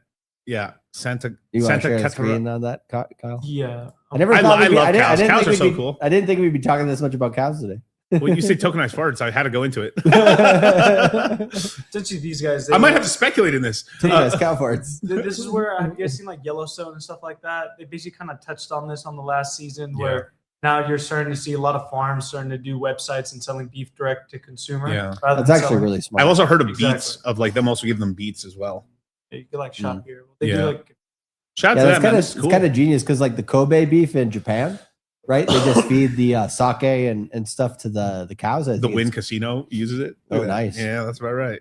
Yeah, because like but the sake, when you feed the cows sake and beer, like it fattens them up, but it is expensive to feed them that, right? Right. Because I mean, like you're like guzzle. How much sake can a cow guzzle before it quite a lot just passes out from being drunk? Probably a ton, right? So that's got to be a little pricey. Versus carrots, I want to eat and see the difference between Kobe beef and this carrot beef, and see like maybe the carrot beef is better, and like you said, the feed is cheaper. That'd be crazy. But it's only to a certain extent. At some point, just like whey protein was whey isolated whey protein was just a byproduct and stuff. Eventually, it gets commoditized, and then the price will adjust accordingly. So, like, it's going to probably get very expensive later on. As if more people start doing it, then you start running out of carrot scraps. Yeah. I mean, but you can kind of grow carrots anywhere, right? Oh no, of course. But it's just like this whole thing where like you're like it's cheap because it's like a runoff material there, and then they're like they don't know what to do with it, and it's like I'll buy it, and like you'll take it. Yeah, I'll send you how much you want to. I'll send you tons of it. Fuck yeah, because for the carrot farmers, like, oh my god, I just found another revenue source. Fuck yes. And then later on, it's like everyone wants my carrots. Carrots are it's a really rare commodity nowadays. And they're like, and then it starts becoming I don't know, like fucking $20,000 per ton. Yeah, I mean they could do a De Beers thing where they try the carrot mafia. They try to hoard carrots. They did that with lobster, right? It was a surf meal. The poor people ate. Oh yeah, they put it into laws. Like you can't feed us more than 3 days a week on lobsters. This is fucking horse shit. Trash. It's trash. Yeah. And now it's a delicacy. Wait, that was like 200 years ago, right? Yeah. It had to be. Yeah. It was like. Well, and the reason it got famous is because they basically had refrigerated cars and trains, and you were finally able to get lobsters to the middle part of the country, and then that's where and then they started basically advertising. Oh, this is fancy. Colonial mid 19th century. Okay, so mid 1800s. Prison diets. They start hustling these lobsters to your family back in the 1800s. Like these lobsters are. It would be delicious if you never tried seafood like that. You're like, this is incredible. It's shellfish, right? So just big ass prawn. Yeah, interesting. But we digress. Yes. So this is Taiwan's congressman announcing that they want to do a Bitcoin strategic reserve there. Oh, cool. Let me refresh that. My next mission is Bitcoin. My next mission is Bitcoin reserve, and trying to push further to have our government not only to say yes to or like to agree the existence and the importance of cryptocurrency or Bitcoin, but also to adopt adapt. I think that's the huge difference from yesterday or 2 weeks ago to today. Nice. So yeah, basically, I kind of understand what he's saying there. So like most of these countries that have legislation, it's like, okay, this exists, we're going to allow it to some extent, but we're not going to try to proliferate a lot of stuff on it. And they're like, we're going to move one step forward. We're going to start maybe a strategic reserve. So it's like, okay, so what like the bar right now for countries using crypto is just so low because I think Let's ask. What do you mean? What do you mean by that? Like in terms of like it's such a gain right now because it's so like underutilized, or it's just like that's part of it, or like no country's doing it at all, so it's special. You're special if you do it. If you go one step, it's not that hard to go one step further than everybody else. Okay. Everybody else right now just has such basic bitch rules on everything. Yeah, or maybe a CBDC or something like that. Yeah. Like all you have to do is just one little thing more, and you're already more competitive. I'm just so shocked that how few countries are they don't have like not a strategic Bitcoin reserve, but like not even a wealth fund or a sovereign wealth fund or something like that. Yeah, it's crazy. What is this cryptocurrency? What is this? Ownership rates? Ownership rates of what? I guess per percentage of countries user activity. Okay, so top countries of actually using crypto: Vietnam, the United States, and Nigeria. Yeah, shout out Nigerians, bro. That's an interesting group, huh? UAE 30%. Hey, 30%, not bad. Of what? UAE? Oh, of adoption. Yeah, the UAE and Singapore are definitely ahead of everybody else. But that's probably expats too, though. Probably going there. Well, yeah, I mean, Singapore is mostly Chinese, Southeast Asian, plus like guys like Vitalik. But let's actually pull that down, and I'm going to keep this up. I'm going to actually go and ask which countries hold the most Bitcoin. List them out. The Vatican. Let's see, because like the bar is so low, even for like how much Bitcoin governments have. So the United States government has 328,000 Bitcoin. I think Michael Saylor almost has, or Michael Saylor, as in MicroStrategy, almost has 1 million. Yeah. They have like 800 and something thousand Bitcoin. China has 190. So Michael Saylor has what, 2.5 more times? Yeah, because they have 850,000 Bitcoin for MicroStrategy. So MicroStrategy has almost twice as much as the United States, and so that's kind of leads to your theory of maybe it is United States owned in the sense of the government. Yeah. Because imagine the price if the United States openly says something and says like we're accumulating, the whole planet's going to be like, oh shit, and then the price goes bananas. Exactly. No. So that's plausible. If that's not the case, and MicroStrategy is just kicking ass, correct, right? Then you got who are the enemies around MicroStrategy that are looking at them like shit. We got to compete. It's governments and big banks. Yep. So I think how much does BlackRock have? Kyle, can you look that one up? How much Bitcoin BlackRock has in the sense of BlackRock?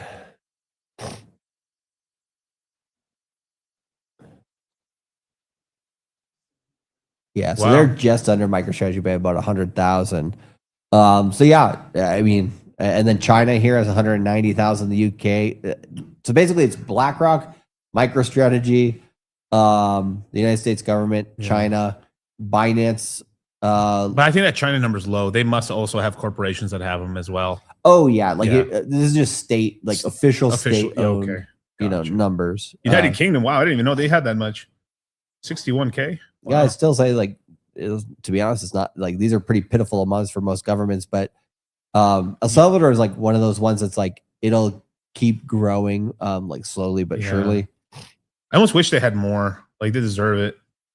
I love how they don't even know about Bhutan. Bhutan, they're like maybe 5,000 to 10,000 or maybe more. Like Bhutan's probably one of those countries that's like used turning out cash and shit. Yeah, to like watch I would have loved it if it was 5,000 to 1 million. Because I don't know. Charlie, it's in the shielded pool. Yeah. Honorable mentions beat North Korea. No, dude, the shielded pool.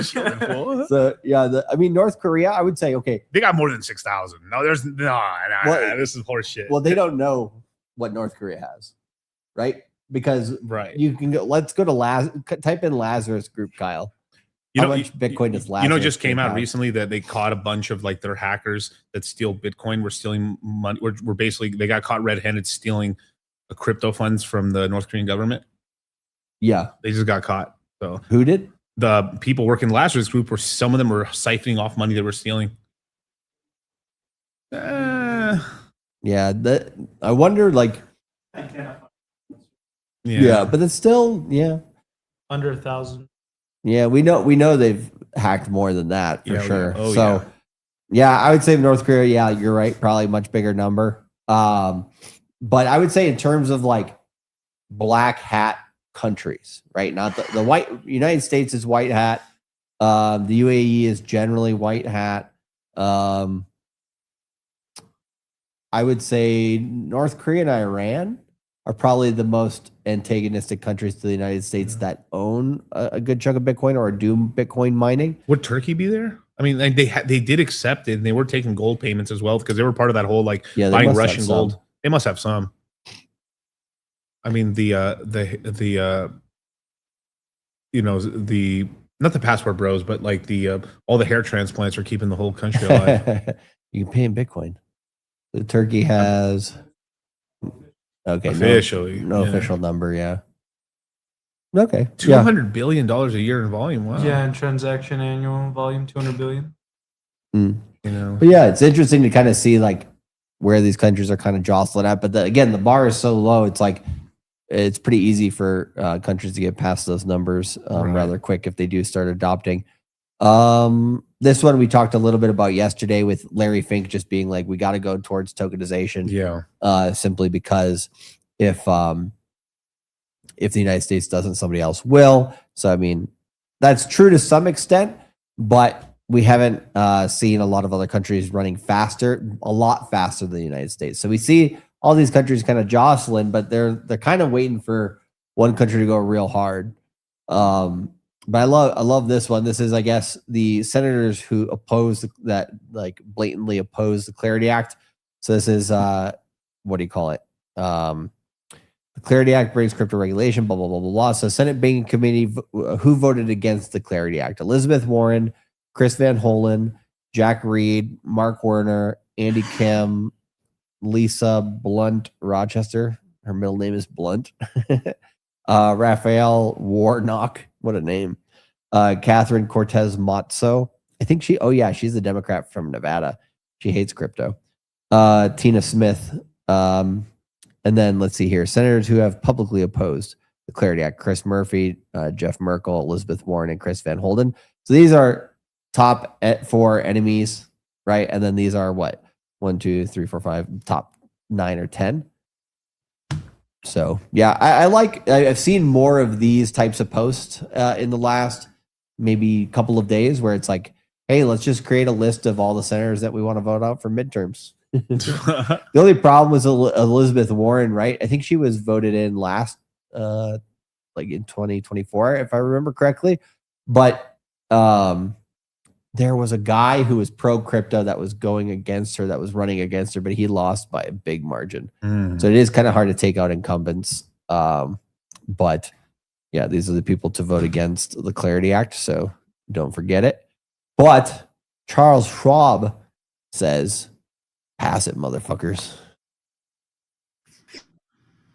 Hey, Sam. Yeah, as you and I have spoken many times this year, Clarity Act is something we continue to watch. We think this is a really important fundamental catalyst for Bitcoin and the rest of the crypto market. We're getting closer to the summer recess that, August 10th, the Senate heads home. Then they come back and it's midterms time, right? They're going to be campaigning, they're going to be out. And so the risks are, if this bill doesn't get passed in the next few weeks, it might be delayed till after the midterm. So that's something we're watching pretty closely. And obviously something that we think is very important and needs to pass. So they're just like, yeah, it's very important. It needs to pass. If it doesn't pass, before that end of the first week of August, yeah, low volume. We can't help that. You just gotta turn it up. Some of these videos off of Twitter have terrible volume levels, to be honest. But basically, he's just saying we need it to pass by August 8th. If it doesn't, it's going to happen after midterms. I don't think it happens at all if it doesn't pass by the end of August. I think what happens then is basically you have the CFTC and the SEC forcefully passing their own regulations, and then maybe they adopt it into some sort of vote next year for different legislation. But yeah, Charles Schwab, this guy is their, what did it say? Oops, God damn it. That is not what I wanted to do. But basically, he was one of their heads of the digital research.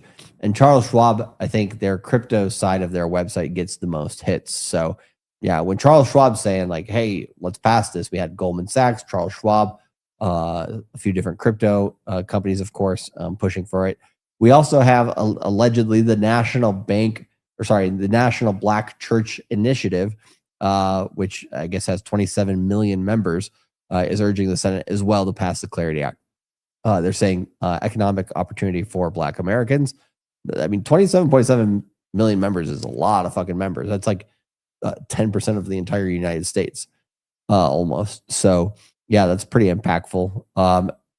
And I don't think I pulled it up here, but there's also some police groups that have been pushing for the Clarity Act. So you see a lot of these different organizations really pushing for it hard here now. And really what they're doing is they're just signaling, okay, if it doesn't get done, then, we're going to have to basically vote some motherfuckers out. But Samsung, in terms of, so we're talking about countries here, but it's also important to look at large corporations. And Samsung is, with their Samsung wallets, is allowing people to use different crypto stable coins. And looking ahead, Samsung Wallet will expand beyond cash and savings. It will embrace new forms of digital value, including stable coins.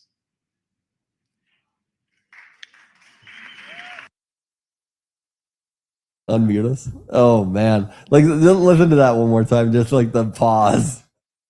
including stablecoins.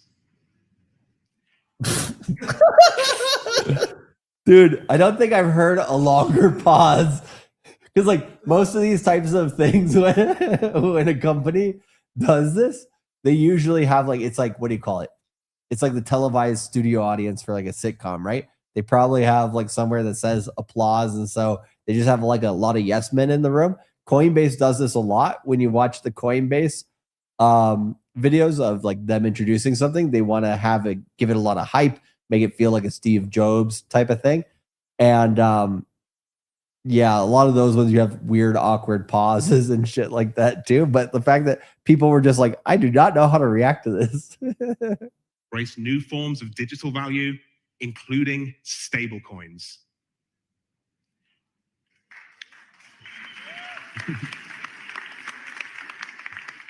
This will make Samsung one of the first major mobile brands to bring native stablecoins to a smartphone, enabling fast and trusted digital value transfers. With this, Samsung Wallet becomes the foundation of a connected financial ecosystem across Galaxy devices and services, bringing payments, rewards, and digital assets together in one unified experience. And looking ahead, Samsung Wallet will expand. You know, this guy prepared all night for that shit, and then he's just waiting, like, oh shit, no, he's gonna clap. That's some funny shit. But hey, they're getting after it. And then Brian Armstrong of Coinbase here says stablecoin payments are nice to have for humans, but they are a must-have for agents. So I think once you get the AI agent economy running more, because it's just going to choose crypto because it's it's not only crypto, but it's going to choose crypto as one of its primary ways of moving money around because it is the most efficient. It wants to use the best ways to do so, and stable coins are.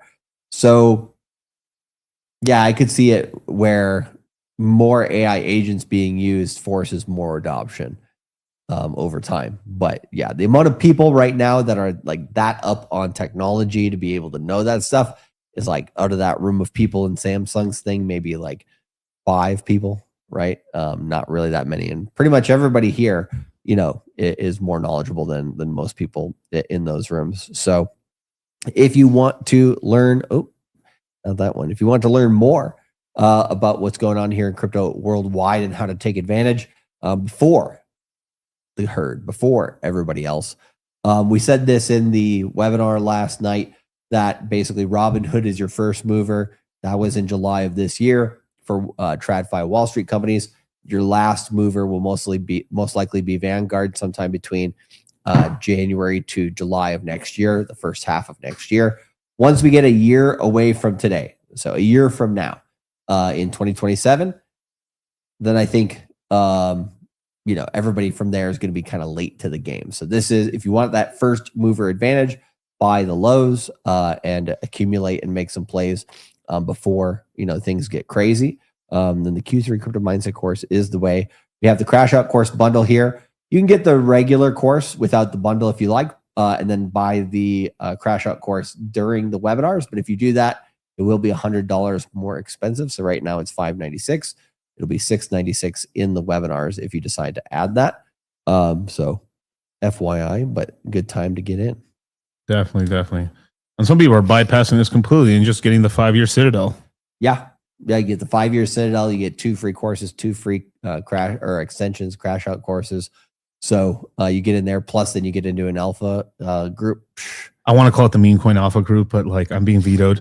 Well, I mean, what do you call it? We're just the 5-year guys. But yeah, also if you want to watch us live here in Inception, but if you want to watch us live and get notifications, come over here to cultivatecrypto.com/livestream, subscribe, and then you'll get notifications when we're live. You can come watch us either on there or you can go over to Rumble and YouTube, which reminds me, smash the like button, hit subscribe, and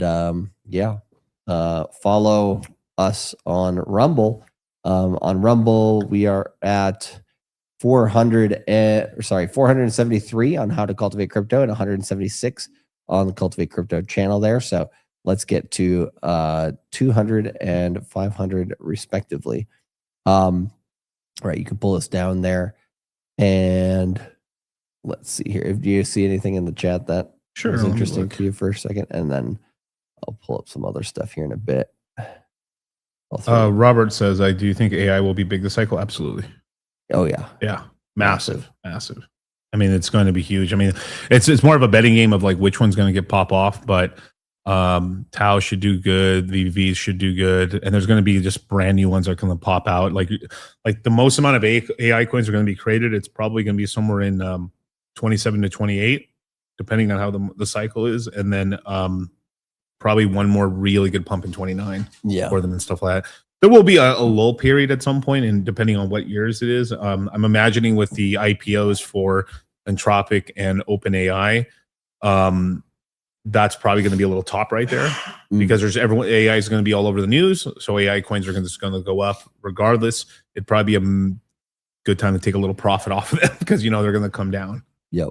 And absolutely. Then we'll buy the wreckage after. Yep. Yeah. Yeah, one of the coins that I like just simply based on that it hasn't it's held up its chart pretty well is Virtuals. Yes. For AI coins, I think Virtuals has one that can rock off pretty good. But if Ethereum makes new all-time highs, then it will rock even crazier pretty much. You can yield farm it on Arrow. Yes. You could almost yield farm almost all the top AI coins on Aerodrome right now. Yeah. And what do you call it? Venice token, right? Is on base, so that one's easy too. But yeah, if you want to know about how to do that, the Crypto Mindset course. Let's share the schedule for the course here. Where can they learn about yield farming on those coins? Well, I'll be talking about it in the TradFi chains. So on August 10th. So I'll be talking about Base, RH ecosystem, Solana, and as well as the Crow ecosystem, as well as crypto.com. We'll talk about it in there. I will also be talking about yield farming on August 13th on top DeFi chains as well. It's just hard not to talk about them because it's like we're going over the top protocols. I'll have an advanced webinar on yield farming that'll be done on the Crash Out course. We haven't released that schedule yet, but that will be in there as well.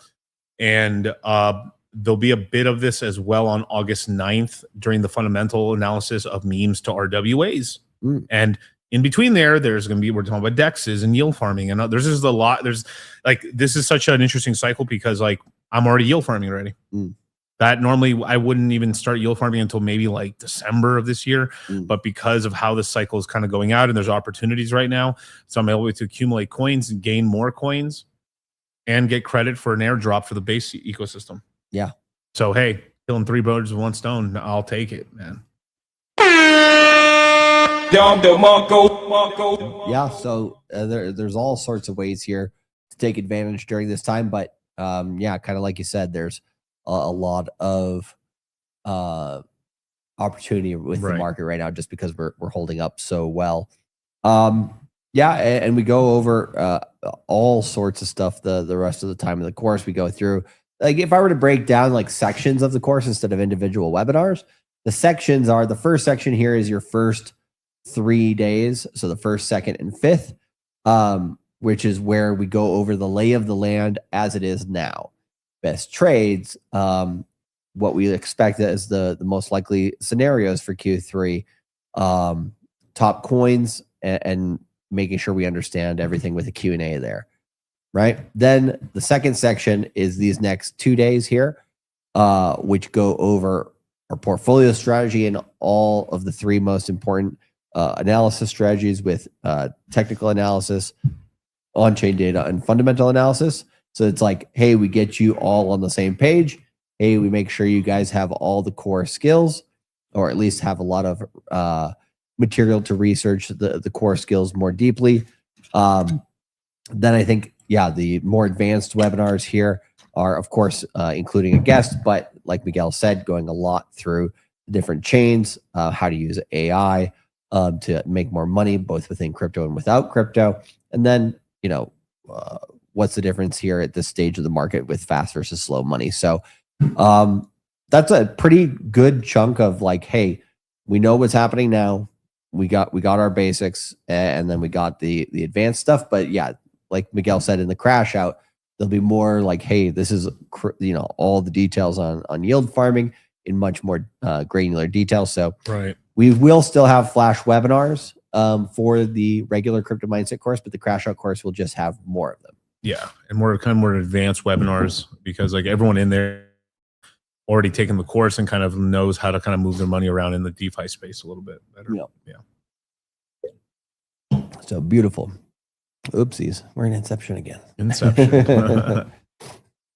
But I did want to go over some stats here to finish off today's show. Just on where do we see Bitcoin at, and overall, you know, Bitcoin is winning. Nothing stops this train. Let's look at over the years. Bitcoin.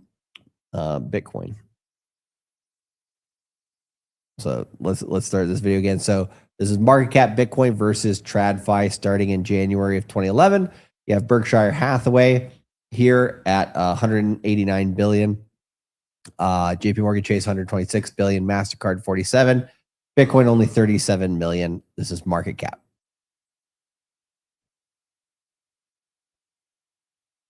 Not too much fluctuation there. And then all of a sudden, that was nice. That was a big move. Yeah, that was 2017. So we go into December of 2017. Bitcoin had got up. It was at 30 at the beginning there in 2012 or 2011. Then it came up basically in plus 200 billion in market capitalization. Meanwhile, MasterCard maybe increased 100. JP Morgan and Berkshire Hathaway increased a bit as well, but yeah, pretty all of a sudden Bitcoin I remember the headlines, Bitcoin's bigger than MasterCard now, back then in 2017. But yeah, you had your first little Cambrian explosion there. And then that bear market, bro. Look at that bear market gave it all, not all of it back. We gave like a lot of it back. 80% of it back. God damn Bitcoin. Jeez, fuck. That's why we were so happy in 21. Yeah. Fuck, man. So, yeah, in 21, it got up to about 800 and some change there. Then it was beating everybody. Yeah. Which, if you're just comparing it to these traditional finance companies, that's kind of like from basically nothing, right? Yeah. From 34 million to bigger than all these companies is absolutely insane work. And then it gives almost all of it back again. The MasterCard's kind of staying steady Eddie, and Bitcoin's just like, ooh. Fook. Yeah. Now with how high that went, now this is the thing with Bitcoin, that with how high Bitcoin went in market cap this last cycle, yeah, Ethereum was just like, what do you call it? It should have gone way higher. Yeah. And the main difference is if the Bitcoiners didn't sell to Wall Street, they would have had to sell more into Ethereum, and that would have pumped Ethereum's price. So the problem here, the reason why, like we saw in 2017 and 2021, these big moves up in Bitcoin market cap, and we saw the rest of the crypto market follow. This time we didn't, and the main difference is because Wall Street basically came in and stepped in as the middleman, taking that Bitcoin away from jumping into Ethereum. But Black Label Expat. There was a point in 21 where I asked myself, should I quit my job? I'm glad I didn't. Yeah, we were telling quite a lot of people not to quit their jobs, True. Especially if it was like a difficult job or it took a long time to get that job. There's tons of people who are like minimum wage job are like, bro, yeah, fuck that, dude, quit it. Who cares? Yeah. If it's a minimum wage job or you're getting paid less than $25 an hour and you can get another, like, dump it. Or if you can get back to the same job within like whatever you want, essentially, right? Like there's no risk, then yeah, give it a shot, right? Yeah. But yeah, if you're like, hey, got a pretty good situation, worked hard to get it and all that stuff, like, yeah, you don't just quit. But let's see the rest of the history here.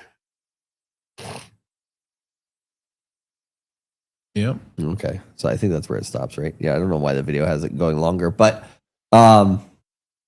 yeah, I mean, where was it? It was 2. It went back down to basically 1, maybe 1 is where it's going, right? So yeah, over time, it's still bigger than these others. But what do you call it? The next move should be interesting. And then we looked a little bit at this yesterday in the webinar. It was the quarterly report for Market Invest for Q2. The reason why we were looking at this is because they have different types of data here, on-chain data and technical analysis, then derivatives, ETFs, digital asset treasury companies, all that, and then macro news. So I wanted to go a little bit into some of the on-chain data and just some of the information people are looking at right now, and see, any patterns here. So you can take me down here, Kyle. This is your percent long-term holder supply in loss. So because there's a lot of people who are saying, if you look at Bitcoin from a technical perspective, it has gone down less this bear market than previous ones. So a lot of people are like, so we should go down a lot more. If you look at it only on a percentage basis from the top, that is true. But if you look at it in this term, the percent of long-term holders in supply in a loss, we're actually very similar to previous bear markets. So if you go to the last bear market, we have equaled the amount of holders supply in losses.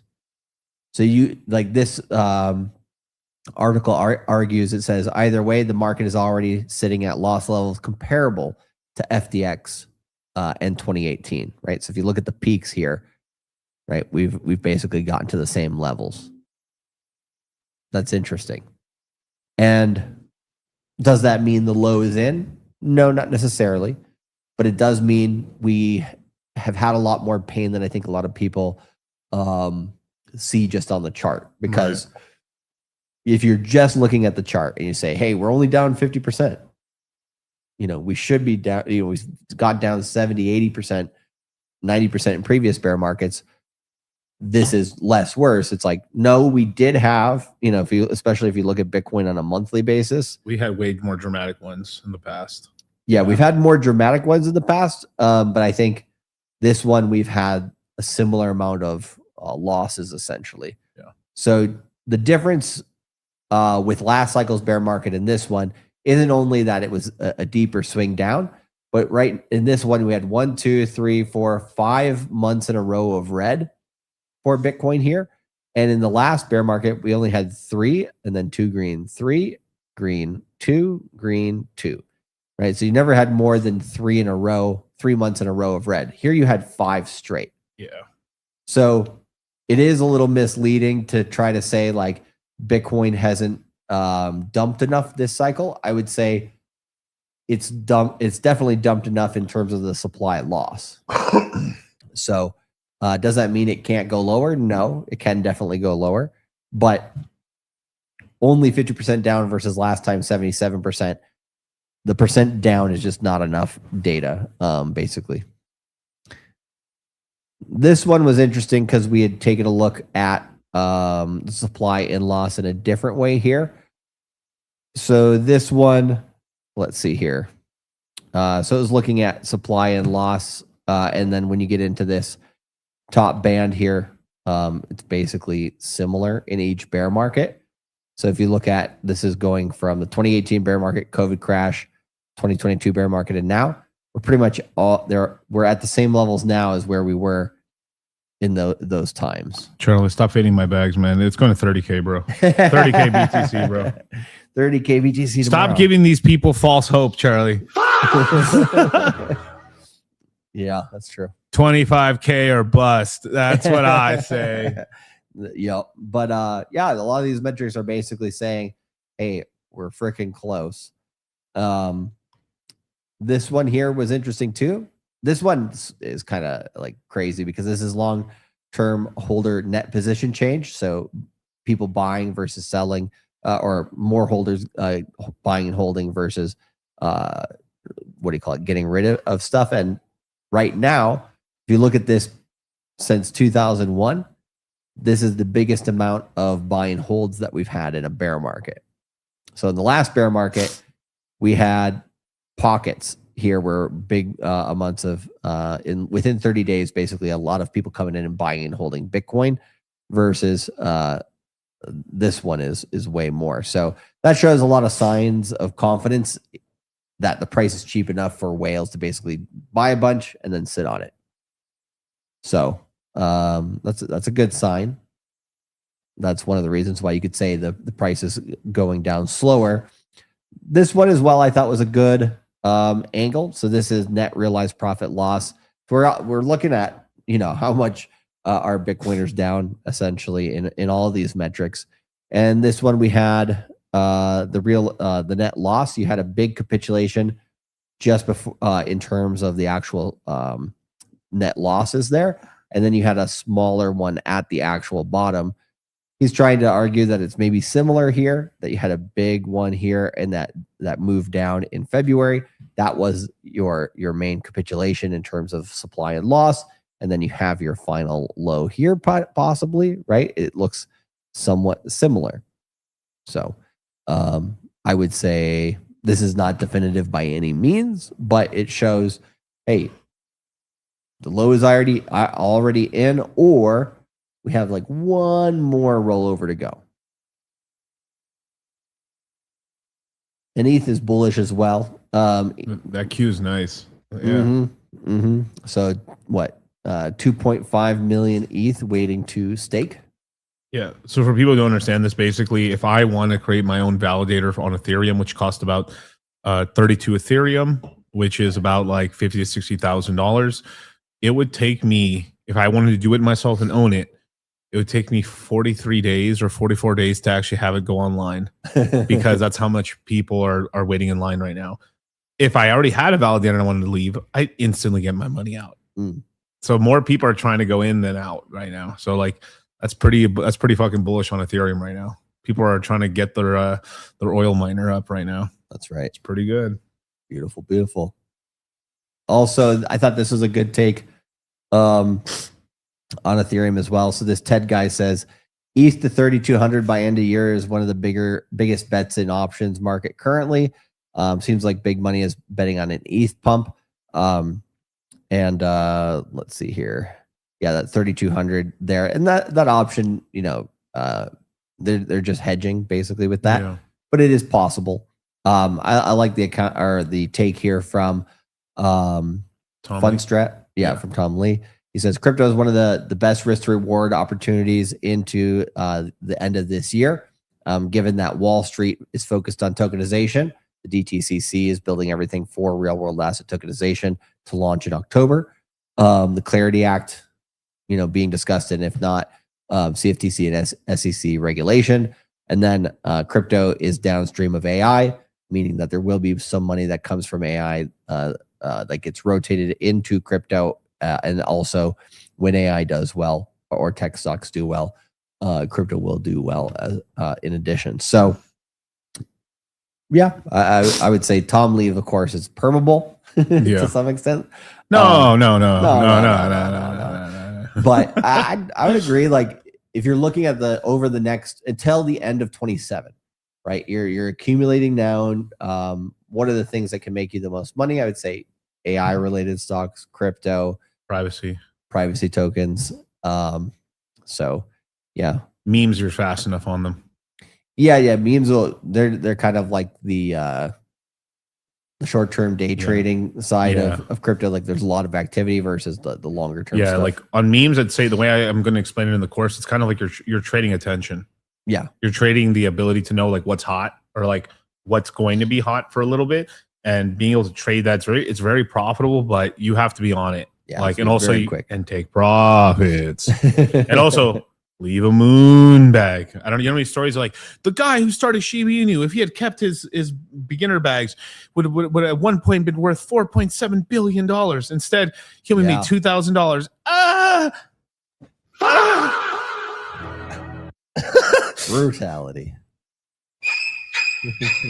That's what's happening to his bags, bro. that's grape on chain. That's like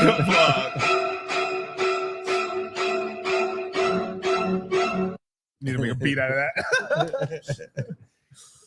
That's so fucking. I hate those stories. They're so terrible. The guy who started this coin, if he had just not been a loser and kept like a little bit of his tokens, he would be not poor today.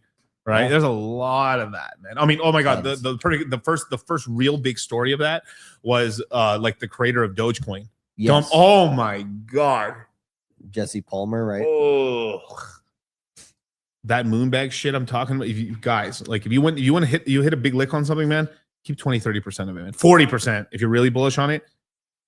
Just keep it, man. I mean, if you're up that much, like, just fuck, man. So much money, man. You never know, dude. It's so early. We're in such early innings right now. Is there something that you think is good right now? It could Jackson Palmer, yeah. Jackson Palmer. It could scam pump in the last year, bro. I'm telling you, man. Jackson Palmer.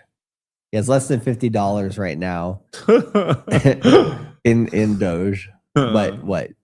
Does it say how much like percentage he had? They scrubbed him from the AI. They said, don't let people know. That's how much of a scrub he is, bro. He didn't keep a large percentage, but did he have one? He must have at some point. Yeah. Yeah.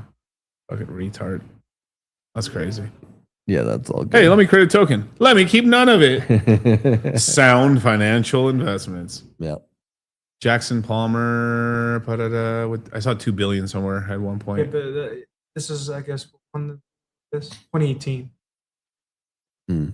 Doesn't say that. Yeah, it's all good. Yeah. Anyway, but don't be him. Yes, he can keep a moonbag, baby. But Layer 0. There you go. Yeah, I thought this was interesting for Layer 0 and Kita. They're going to do tokenized bank deposits on Ethereum, Solana, and Base. So let's see here. This is to make tokenized commercial bank money transferable across chain on those 4 chains: Ethereum, Solana, Base, and Kita. Commercial bank deposits held through Bevo will back the stable coins used in the system, the USD, and 8 additional fiat currencies scheduled for release. So, yeah. I do think this token's a little not Layer 0. I don't know, Layer 0 is kind of bullshit, but like Kita, but there's a good chance. There's a good chance. So I mean, like I'm yield farming it right now. Yeah. You can also yield farm that token on Base. But you know, you'd have to just come to the webinars and find out. But hey, you know, if you guys want poverty, I mean, stay out, I guess. Yep, that's true. Let's take a look at see where Kita's at right now. It's had a rough ride, but yeah, when it does, I think, is this the whole history? No, this is only since May of last year. It had more stuff going on for it before. No, I think that is the full history, actually. Is it? Yeah, because I remember it started like that, and then it's been Dumpsville the whole time. Yeah. Let's see. Yeah, it needs to basically, in order to bottom out, it just needs to come back above this level. So once it does start turn around, that could be good. I think right now its market cap's like, I think it should be 30 million market cap. It's really low right now. That's why I was like, all right, I'll throw something in here. Yeah, the low ones are good because then if they don't, it's kind of like the meme coin strategy. If they don't do much, whatever. If they do make a run, that's nice. Yeah, and there's a way you can do it where, like, if it really runs, you can make a lot of Ethereum off of it. Yeah, a lot. And then Tron is getting some DApps here. It's included in S&P Pantera Digital Asset Index as institutional benchmarking expands to blockchain networks. So I think Pantera Capital here, they're making an indices. Let's see what kind. So today welcomes the launch of S&P Pantera Digital Asset Index, the inclusion of Tron blockchain among top protocols represented in the benchmark.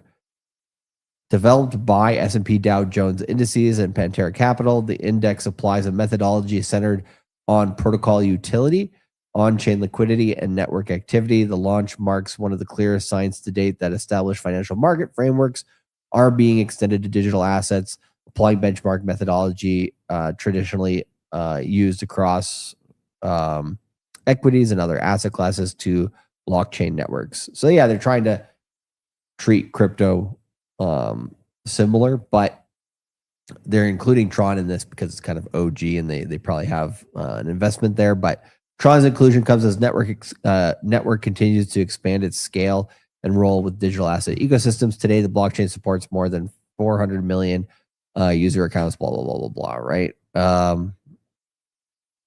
Yeah. So, I mean, Justin Stein, at least, you know, still getting some play.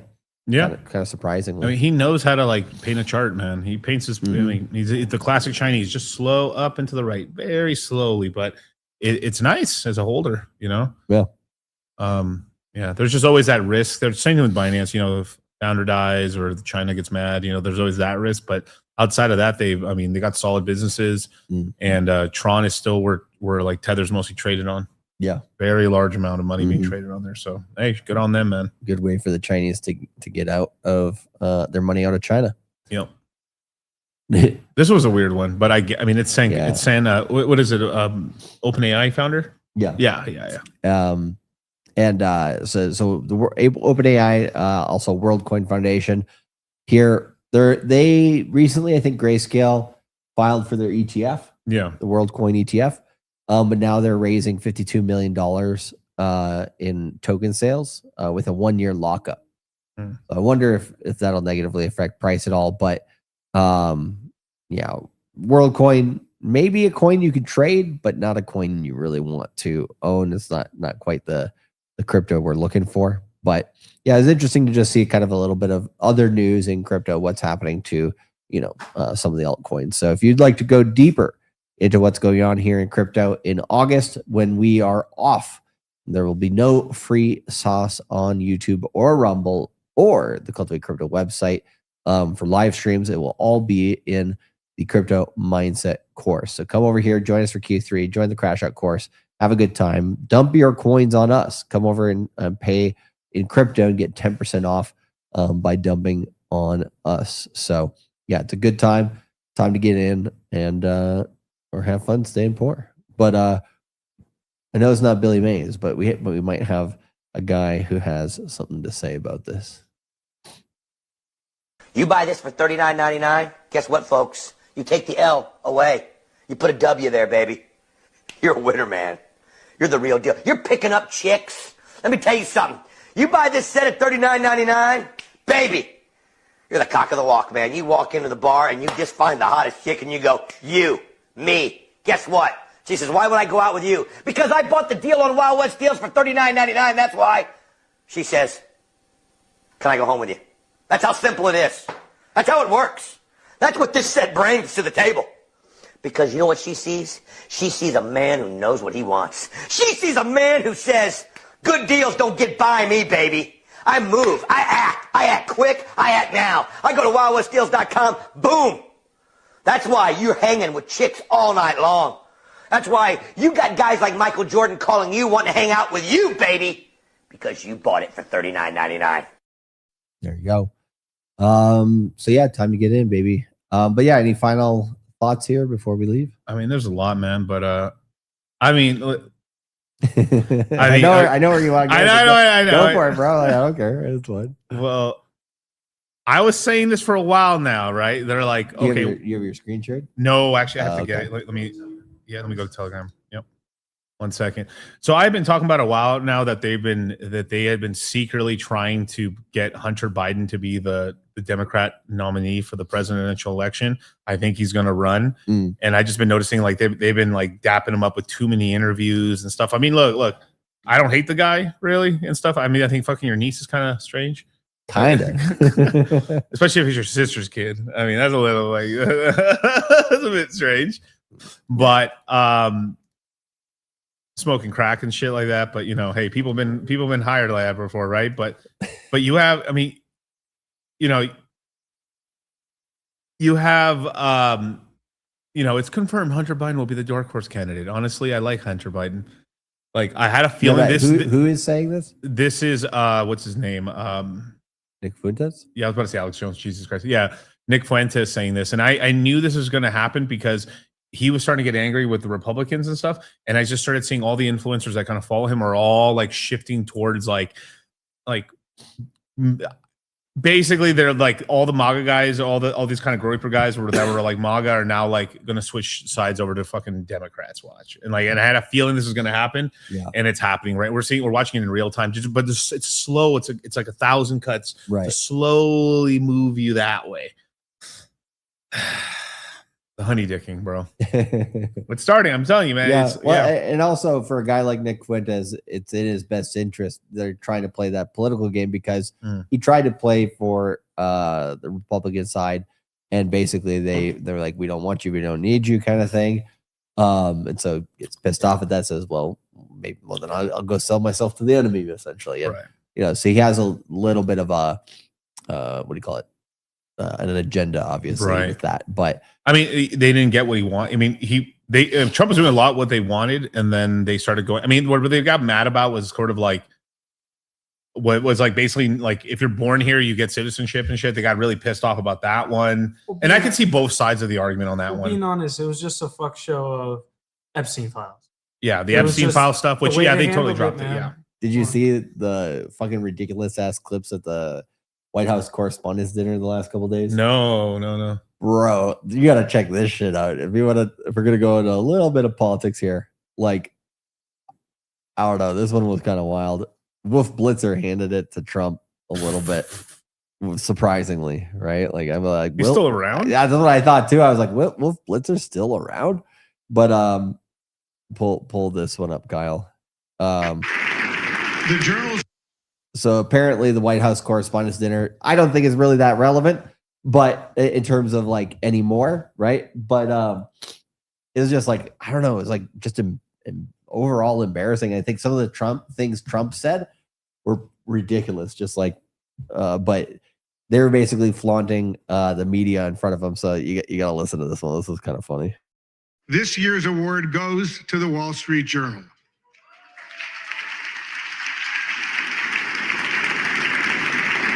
The Journal's courageous reporting on President Trump's past relationship with financier Jeffrey Epstein triggered the release of the so-called Epstein files, thousands of documents that might otherwise have remained hidden from the public. And despite the president's threat of a lawsuit, the Journal published a story about a provocative letter to Epstein bearing President Trump's signature. Trump quickly filed a $20 billion lawsuit against the Journal, revealing reporter Khadija Safdar's home address.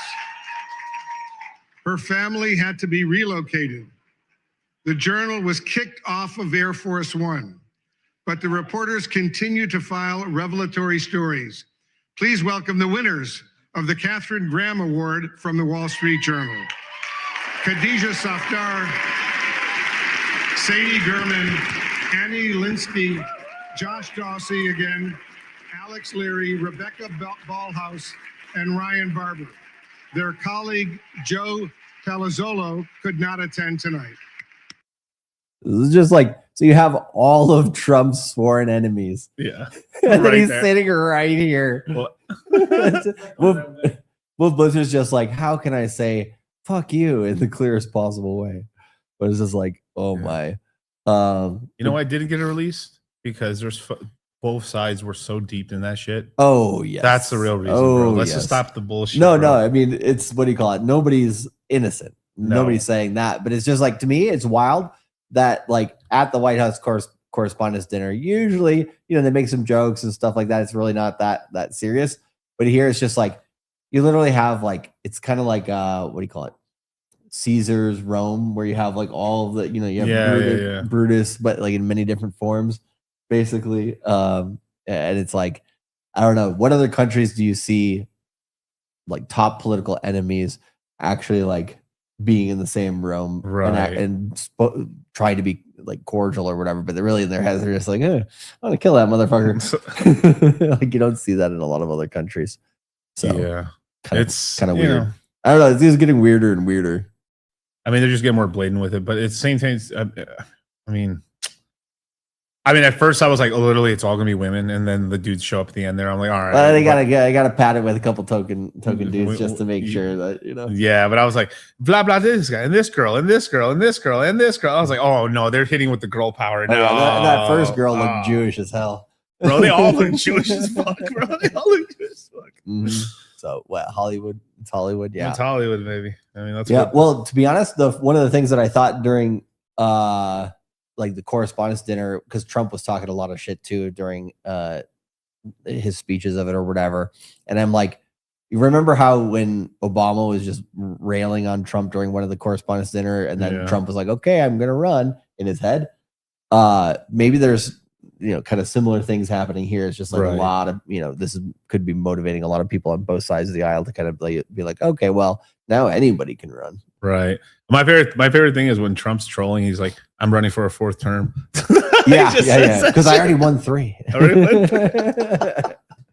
He He had actually the hat too, right? The 2028.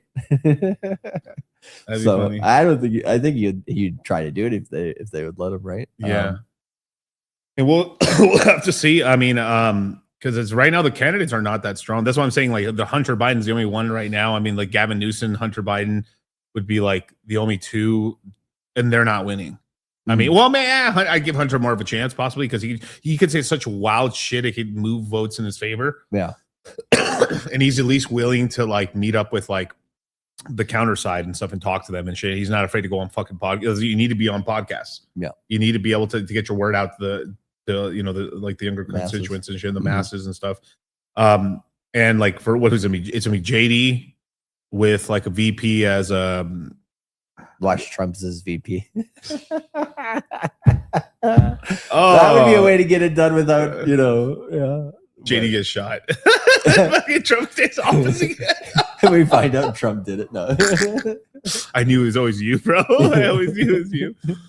But the sacrificial lamb. No. Yeah, it's gonna be like a weak presidential race. Like if it is like Trump's out of here, it's gonna be weak. It's because it's JD.